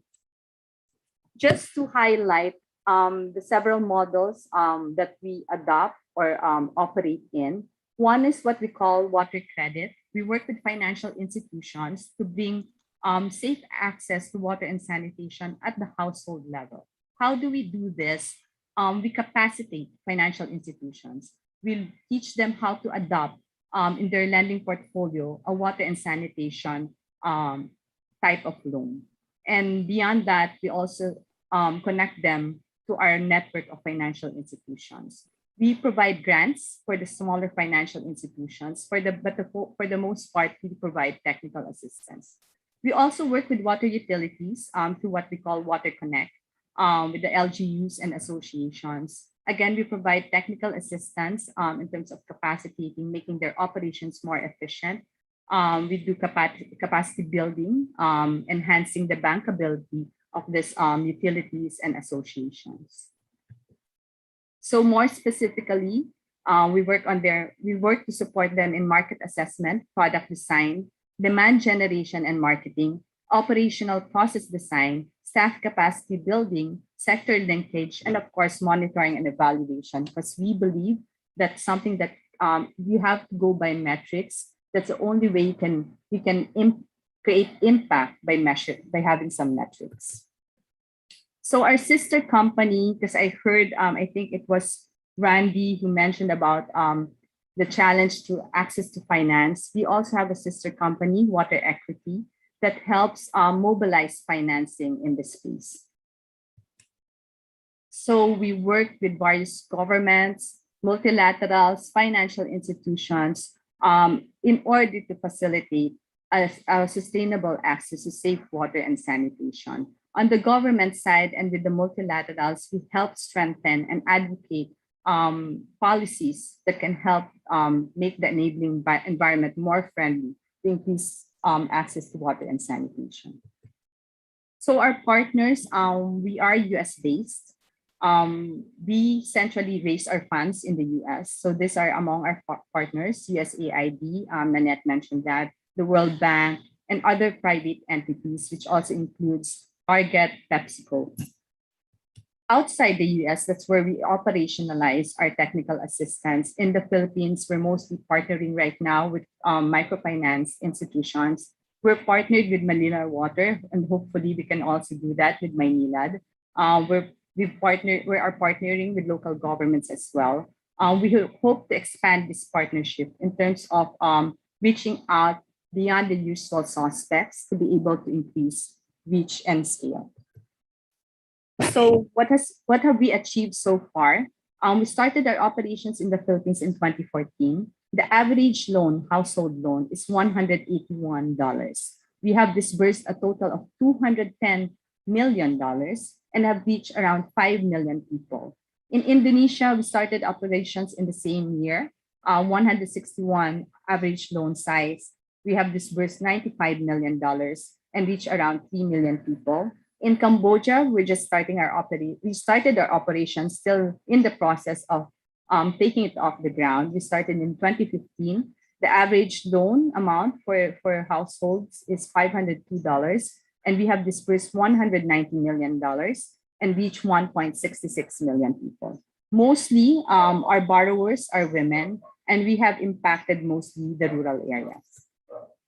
I mean, I've seen this in several slides. I mean, obviously, there's an alignment in terms of financial inclusion, social inclusion, gender inclusion, access to finance, and rural development.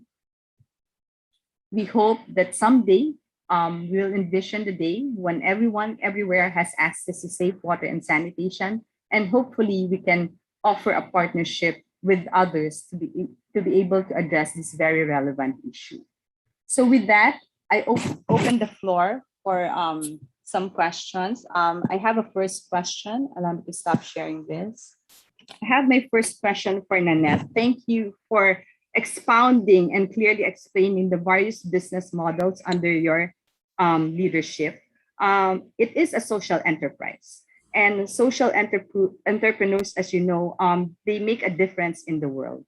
And in my interaction with SMEs and the segment of social entrepreneurs, it is a challenge for them to really take off the ground and sustain their operations. Compared to Singapore and Canada, they have more support across social entrepreneurs. So how do you sustain, and what are the lessons learned you can share with aspiring social entrepreneurs? Because this is about hope, and I hope you can provide some insights on your journey that can be useful to increase the growth of social entrepreneurs. Yeah, thank you, Gay. So I don't think the advice that I would give would be terribly complicated. I think one of the things that you would have to do is really make sure that you're delivering something of value, right? I think if your story is just mission, I think it'll carry you a little bit, but it's not going to allow you to scale. So I think that really ensuring that you're delivering something of value, whether it's a product or a service, is very, very important. And then, and I hinted about that in my previous statement, but then other than value, make sure that you have something that can scale. Having a beach cleanup once in a while is wonderful, great photo opportunity, and, making little handicrafts here and there are really lovely stories, for puff pieces, but they're not necessarily something that's going to scale. So I think focusing on something that's scalable is really important if you want to make a difference. And then the third thing is measuring your impact, right? I think that talking about the socioeconomic benefit and all of that is great, but really measuring your impact is very, very important, because you can't improve what you can't measure, right? And so seeing how you deliver value, not just in terms of your product, but in terms of how you impact the communities around you or the environment, is very, very important in the stories that you need to tell. Before, you could get away with just telling that story, but the community nowadays, and both investing and consuming, are very savvy. You need to be able to demonstrate that you are really delivering value on both fronts. Thank you very much, Jeanette. Indeed, what cannot be measured cannot be achieved. And thank you for those insights. Moving on to Randy, I like the buzzword of flexibility, the flexibility in responding. You mentioned that. What is Maynila doing to ensure that on the policy side, water is given enough priority? It's really communicating with all the stakeholders, particularly the people doing policy. And you would think that we would not have any conflicts because, water is obviously a basic requirement. But in terms of allocation of water, we do have issues with, for instance, for irrigation requirement of the farmers. We're competing with them for that for the water in Angat. Similarly, Laguna Lake, which is a major source of water, could be a major source of water, is also being used by fishermen or fish pen owners for the supply of fish. So all of these conflicting requirements have to be socialized, and we have to find a solution that works. There are many solutions, but not many people are also willing to pay the tariff. So it has to be the best, most optimum cost that will still be acceptable to the people. I guess that's the critical thing about being in this particular business. We have, so you're really balancing between government and the consumers and the environment and everyone and our shareholders. Yes. Thank you, Randy. It's indeed a balancing act. I mean, it's cost-benefit analysis. And I want to move on to Piki. You talked about, I like the fact that you talked about and elaborated on the business case of climate change, but not talked about enough about the various products and focus of your company. Like Randy said, it's a cost-benefit analysis. What can you elaborate on your products? And because my impression is if you shift to, I mean, of course, ignorance. If you shift to solar energy, there's a big initial cost to do that. And not everyone can afford that. How do your products are focused? How will it eventually drive down costs for the majority of the people? Thank you. Yeah, thank you, Gay. I think that's a terrific question. One thing about it, no, I think we just have to understand. Many people have also, I've heard many times said, no, that we have the Philippines has among the highest electricity rates in Asia. No, that's always people talk about that. But remember also, no, I think it's good to comment on that. We have our rates are much higher than most of Asia because the Philippines no longer subsidizes electricity rates. Remember that all throughout Asia, you have a lot of loss-making national. That's my dog. He agrees. We have a lot of loss-making national power companies, and whenever they lose money like that, that's effectively a subsidy to electricity consumers. No? Remember also that before EPIRA was passed in 2001, our own National Power Corporation for 17 years racked up losses of almost 261 billion pesos. That was the period 1987 to I think all the way till about 2004. No? And at some point, the National Power Corporation loss amounted to 1/3 of the consolidated public sector deficit. That was how large it was. No? And then it was happening pa at the point where 40% of the power capacity was not even available because they had problems with budgets, they had problems procuring spare parts, so they were cannibalizing from one power plant to the other. So because of that, our electricity sector was not very well. Wasn't very well run. No? Now remember that when you subsidize electricity, you subsidize, and if you subsidize it in a blanket sense, you're actually subsidizing the rich because of our air conditioners, our swimming pools, etc. No? Now, what EPIRA did when it was passed in 2001 was it actually removed the cross subsidies, but it kept it for missionary areas and even lifeline low-income users, no? Which is something we can probably even do on the water sector. No? But so therefore, our rates are higher in Asia because of this. I think it's good to understand that as a starting point. No? But what it did was it enabled privatization and competition and open access, retail competition, open access to happen to the point where even the generation rates today, I remember prior to all of this, we are looking at maybe 6 pesos per kilowatt hour just for the generation component alone. Today, that's gone down to 4, even sub 4 pesos per kilowatt hour. The margins are really very, I've gotten to the point where they're thin. No? Now,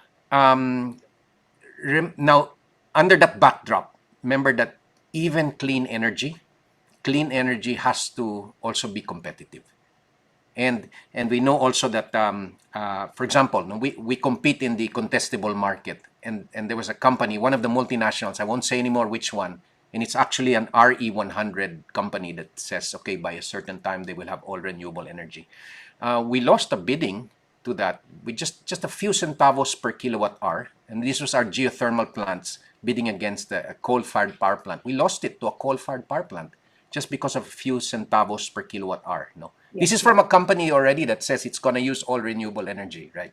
So I'm under no illusions that we have to be competitive. Clean power's got to be competitive. Now, over time, because of carbon pricing and maybe embedded CO2 measurements, those will help. No, however, we have to also remember that it's really about what the customer needs. And the customer is not excited by procuring electricity, but really what it does for him. No, so they want a lower cost there, and they want reliable. No? Which means then we also are looking at ways to look at the customer needs. For example, we have services now. It's still nascent, but we're offering services to various companies also on their ability to measure. Practically on a daily basis, even almost on a real-time basis. Most companies will see the kilowatt-hour consumption only at the end of the month, right? Which sometimes it's too late to adjust your behavior. This one you get to see it on practically a real-time basis, and we give them dashboards that will allow them to do that.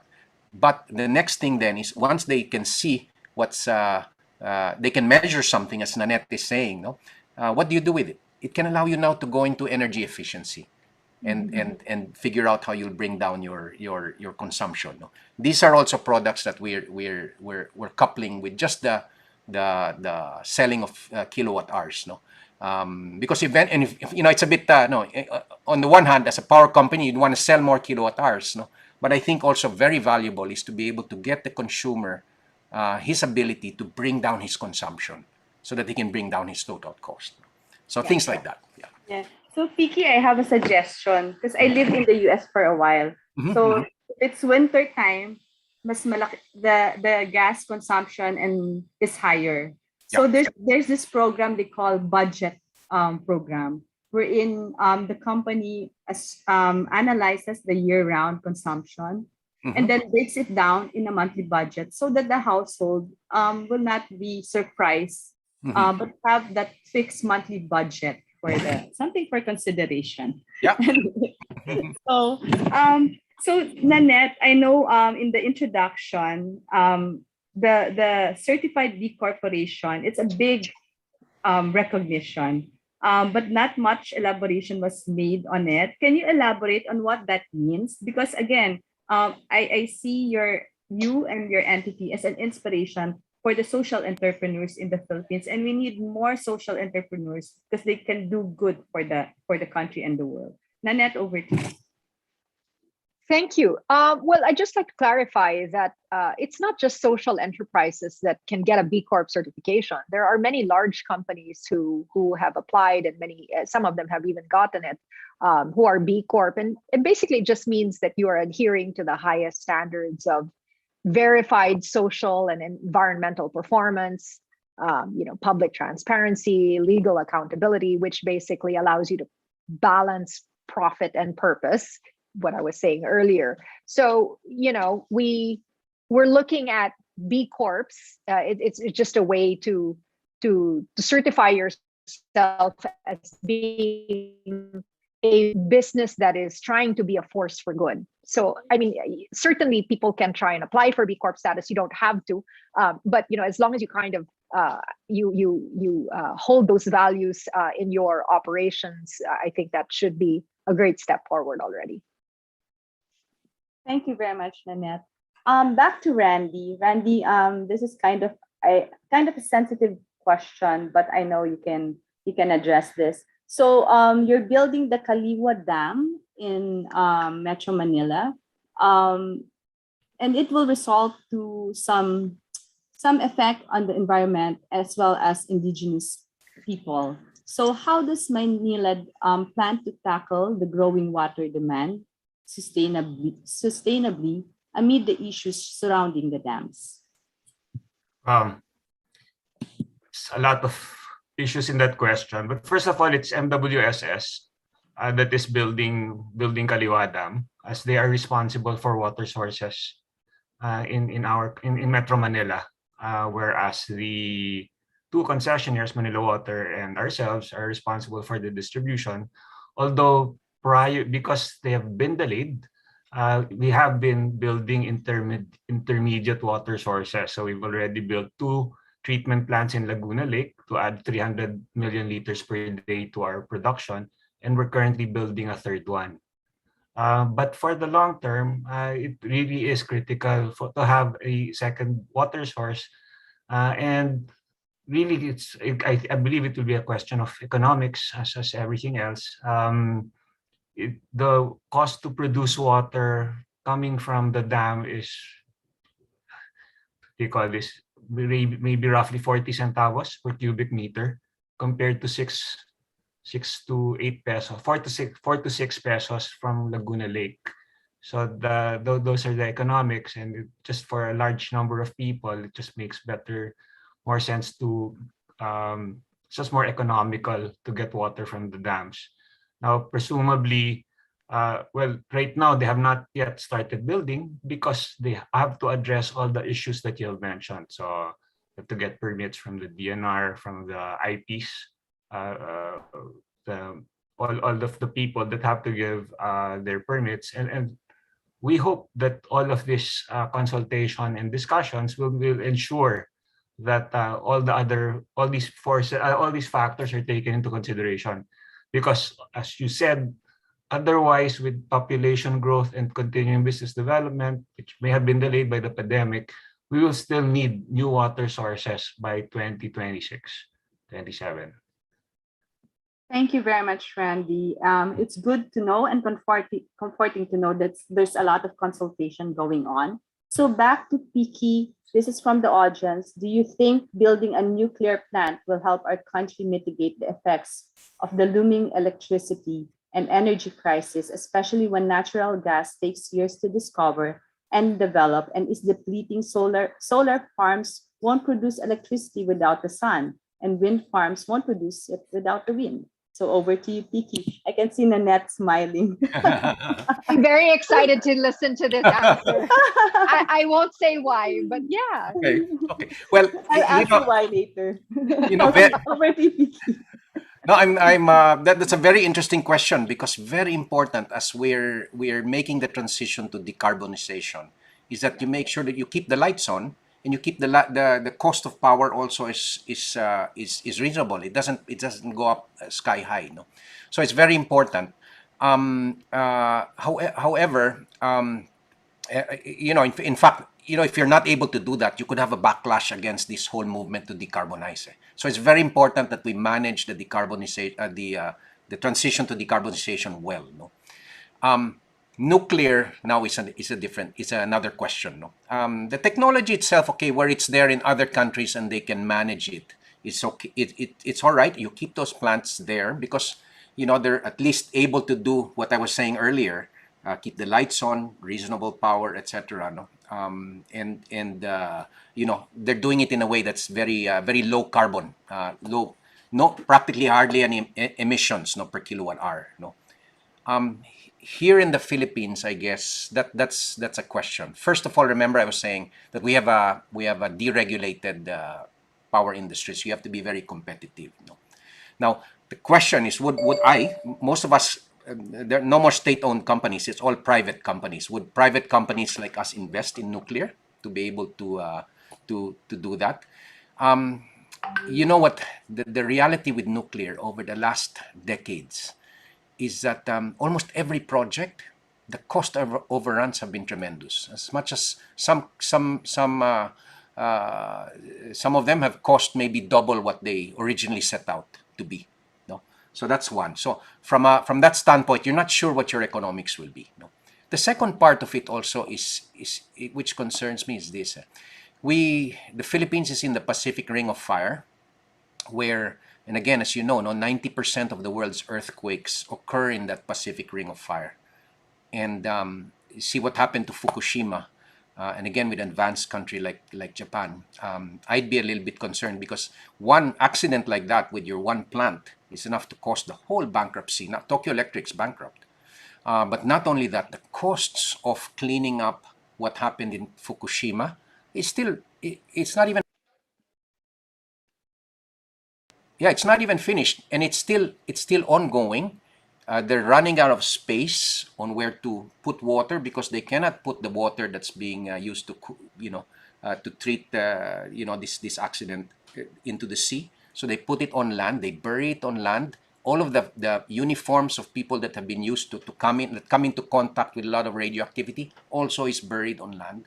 It's a tremendous, and then the amount of suffering also with the people that have been displaced because of that. No, when in all these other plants, combined cycle plants, coal plants, or whatever, you have accidents. It's a localized accident. When it's nuclear, man, the blast radius is huge. No, and my wife spent some time with some of the victims of Fukushima. And the Japanese are very diplomatic. They're very courteous. Here, there was so much anger, but it was quiet anger. With people whose lives have been disrupted, and up to today have not even moved back to where they used to live. No? So there are things like this that worry me about it here in the Philippines, and also given that we're in a very competitive situation. No? You won't know what your costs are. I can talk all day about it. There's even the fact that maybe over the last how many years, since you haven't had as many new nuclear plants coming in, the many have not gotten into that field of study. So if you're trying to find people to man your plants, you're going to have a hard time. You're going to try to find suppliers. Let's say even just for that nuclear containment vessel, there's probably only 1 or 2 suppliers in the world, which is why, again, they have so much bargaining leverage over you. The costs will go up. So it's not something that I would. I find it hard to put my money in nuclear here, at least in the Philippines. No, but again, I don't have anything against the technology. It probably has its role to play. No, in other parts of the world where you can handle it. Thank you, Piki. It's indeed always a cost-benefit analysis.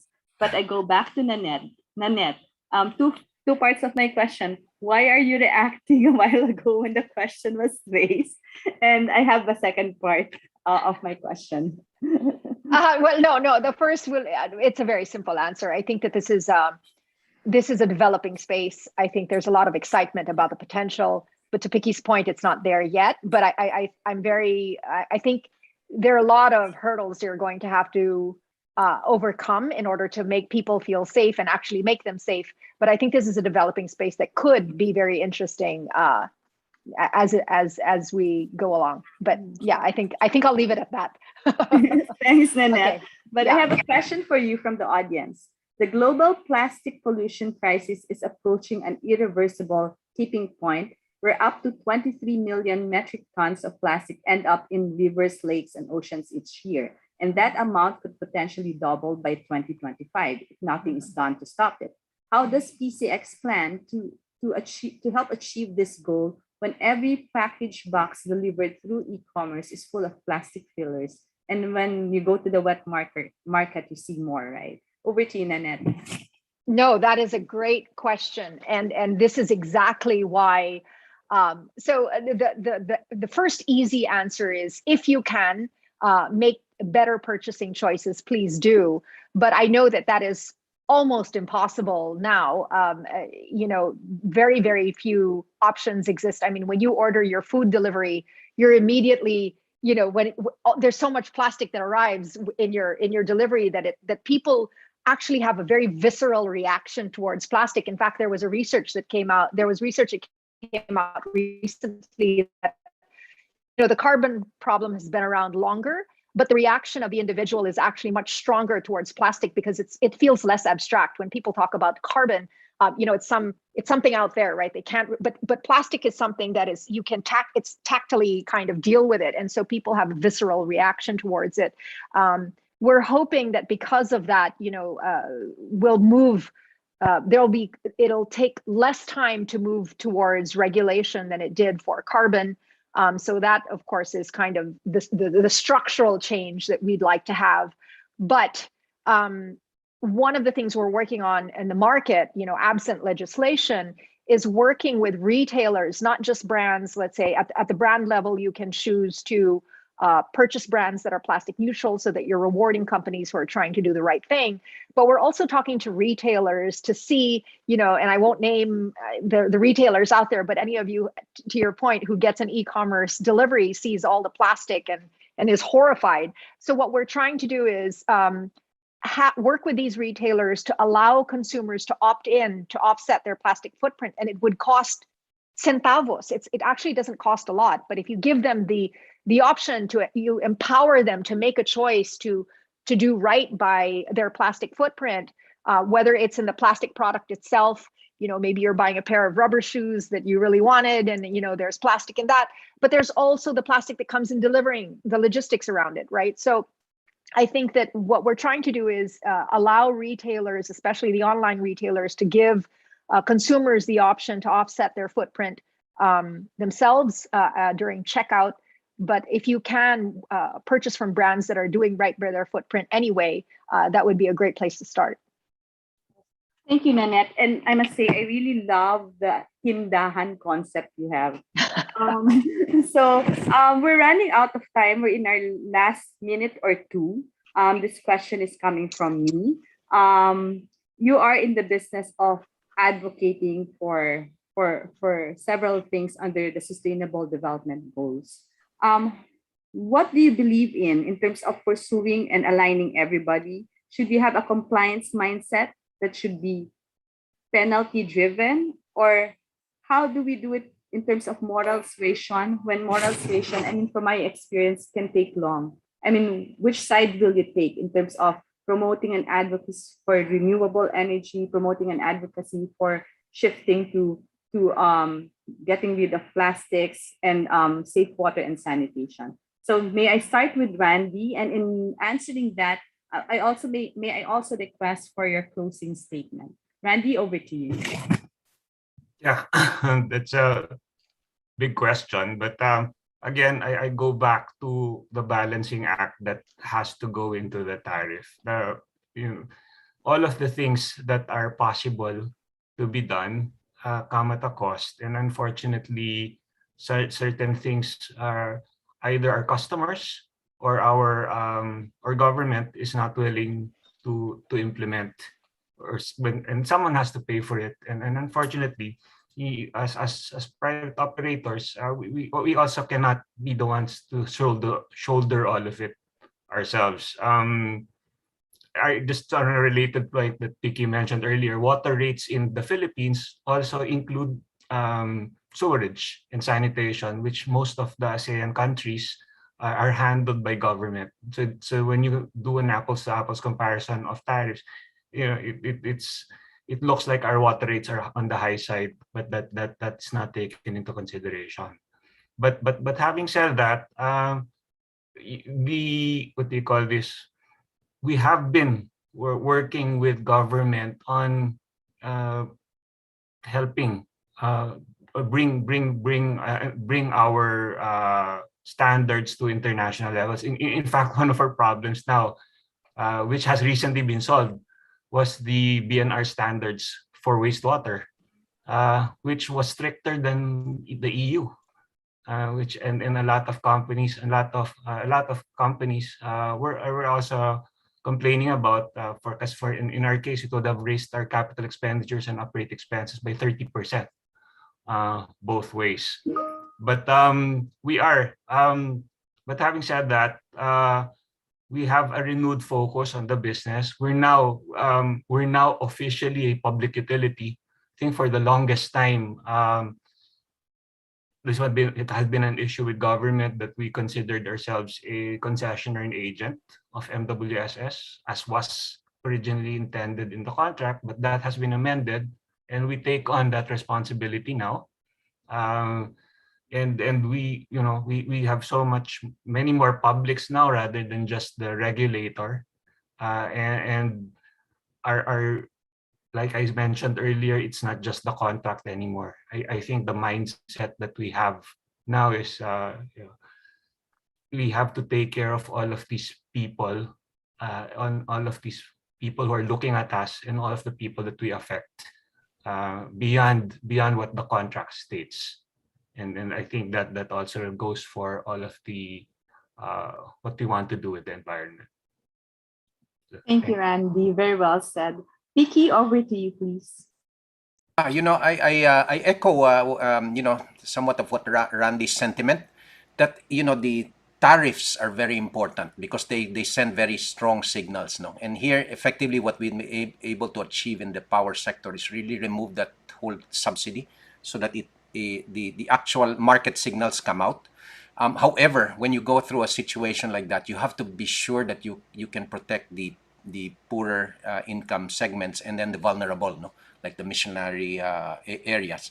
So that's very important, no, and that's why also I think for electricity, carbon pricing moving forward is going to be very important because that sends so many signals. Today, when you look at our power prices, it doesn't reflect all of the damage we're doing to the environment, the externalities, the climate change impacts, and it's so hard to, and I've been in discussions with very responsible, some of them sovereign wealth funds around the world, the largest ones, and they're talking about big, $48 was the smallest I heard, and I was hearing as much as $170 per ton. Once you do that, it changes the game and the perspective very, very clearly. So I think being able to make that reflect, that's probably one of the biggest ways you can do that. The other thing is in terms, I was talking of a lot of disclosure and then the financing. So you can rewire the whole finance world to really finance really what needs to be done. I think that's important. Even things like, for example, the lowest hanging fruit for us to start decarbonizing is energy efficiency. But if you get enough, capital flowing that way, activity also flowing that way, and even the SMEs looking at how they can bring down their power costs in that manner. Which again, they will be the first ones to benefit.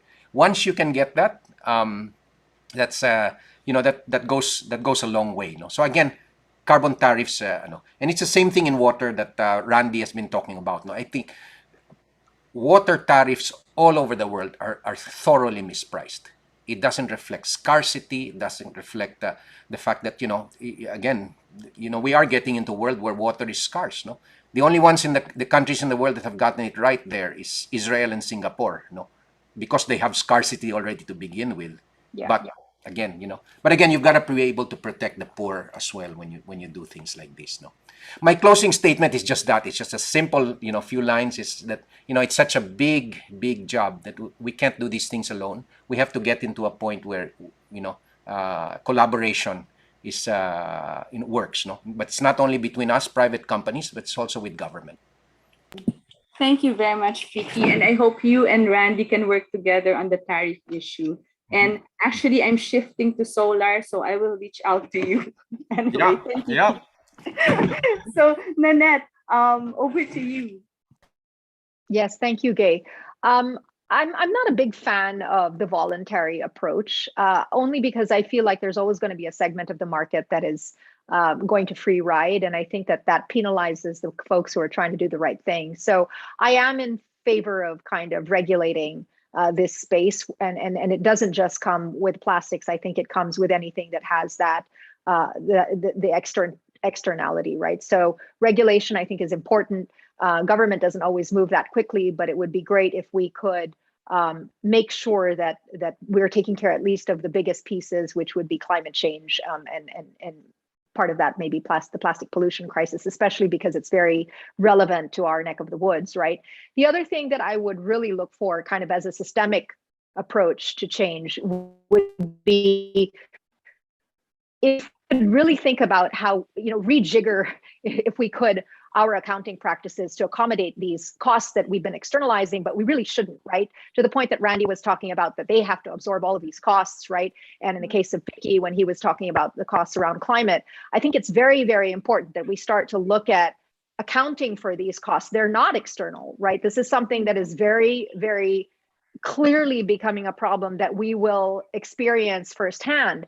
And so I don't think this is, I think we need to look at a global accounting standard that takes these factors into play. And I think, to Vicky's point on the cost of carbon credits, when you start to feel that cost, it really will change the way you behave as a business, and consumers will just benefit from this whole cascade of impact, right? So my ending statement would be, I'd go back to my last slide, I guess, which is all of us here, I think, are leaders in the spaces that we operate in.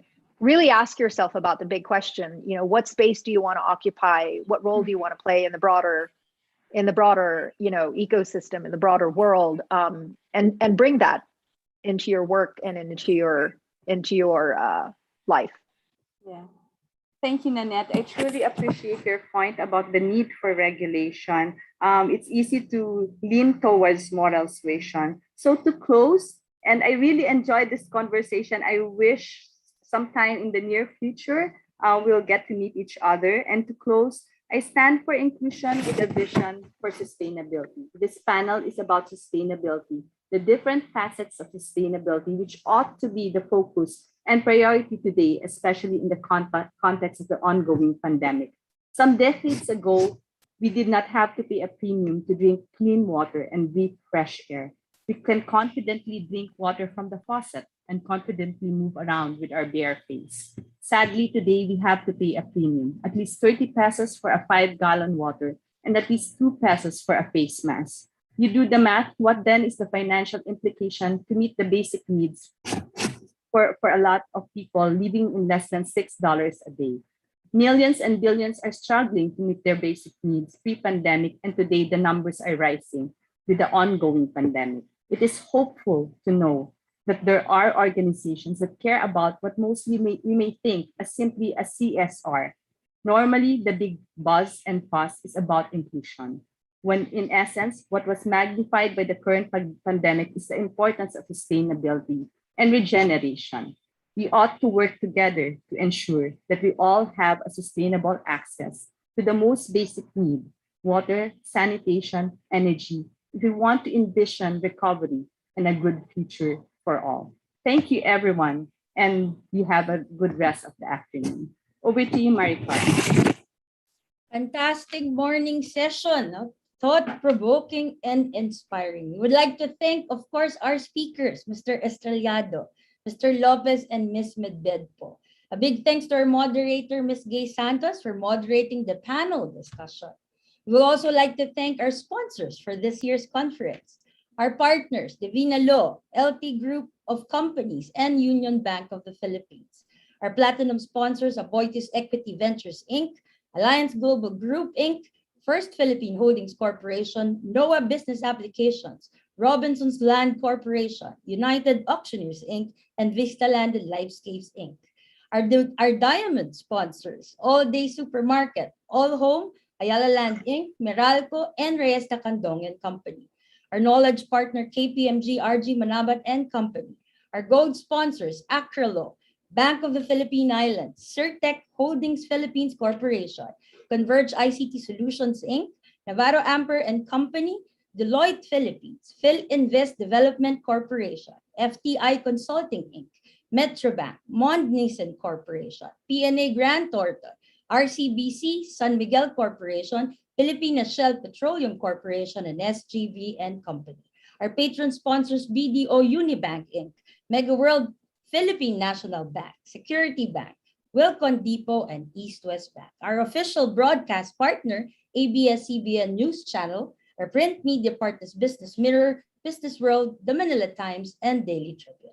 We would like to thank everyone for attending today's session of the FINEX Week Conference. We hope that you will continue to participate in the rest of our webinars this afternoon. Thank you, everyone, and keep safe.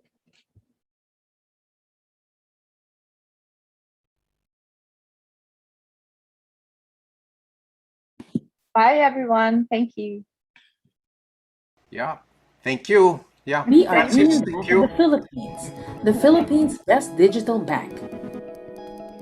In the recent Bank Quality Consumer Survey on retail banks last April, we were ranked number 2 of the most helpful banks in Asia Pacific during the COVID-19 crisis and is the only Philippine bank in the top 20 list. Because of the pandemic, it has become crucial that our products and services quickly adapt to the challenges presented in this new digital normal.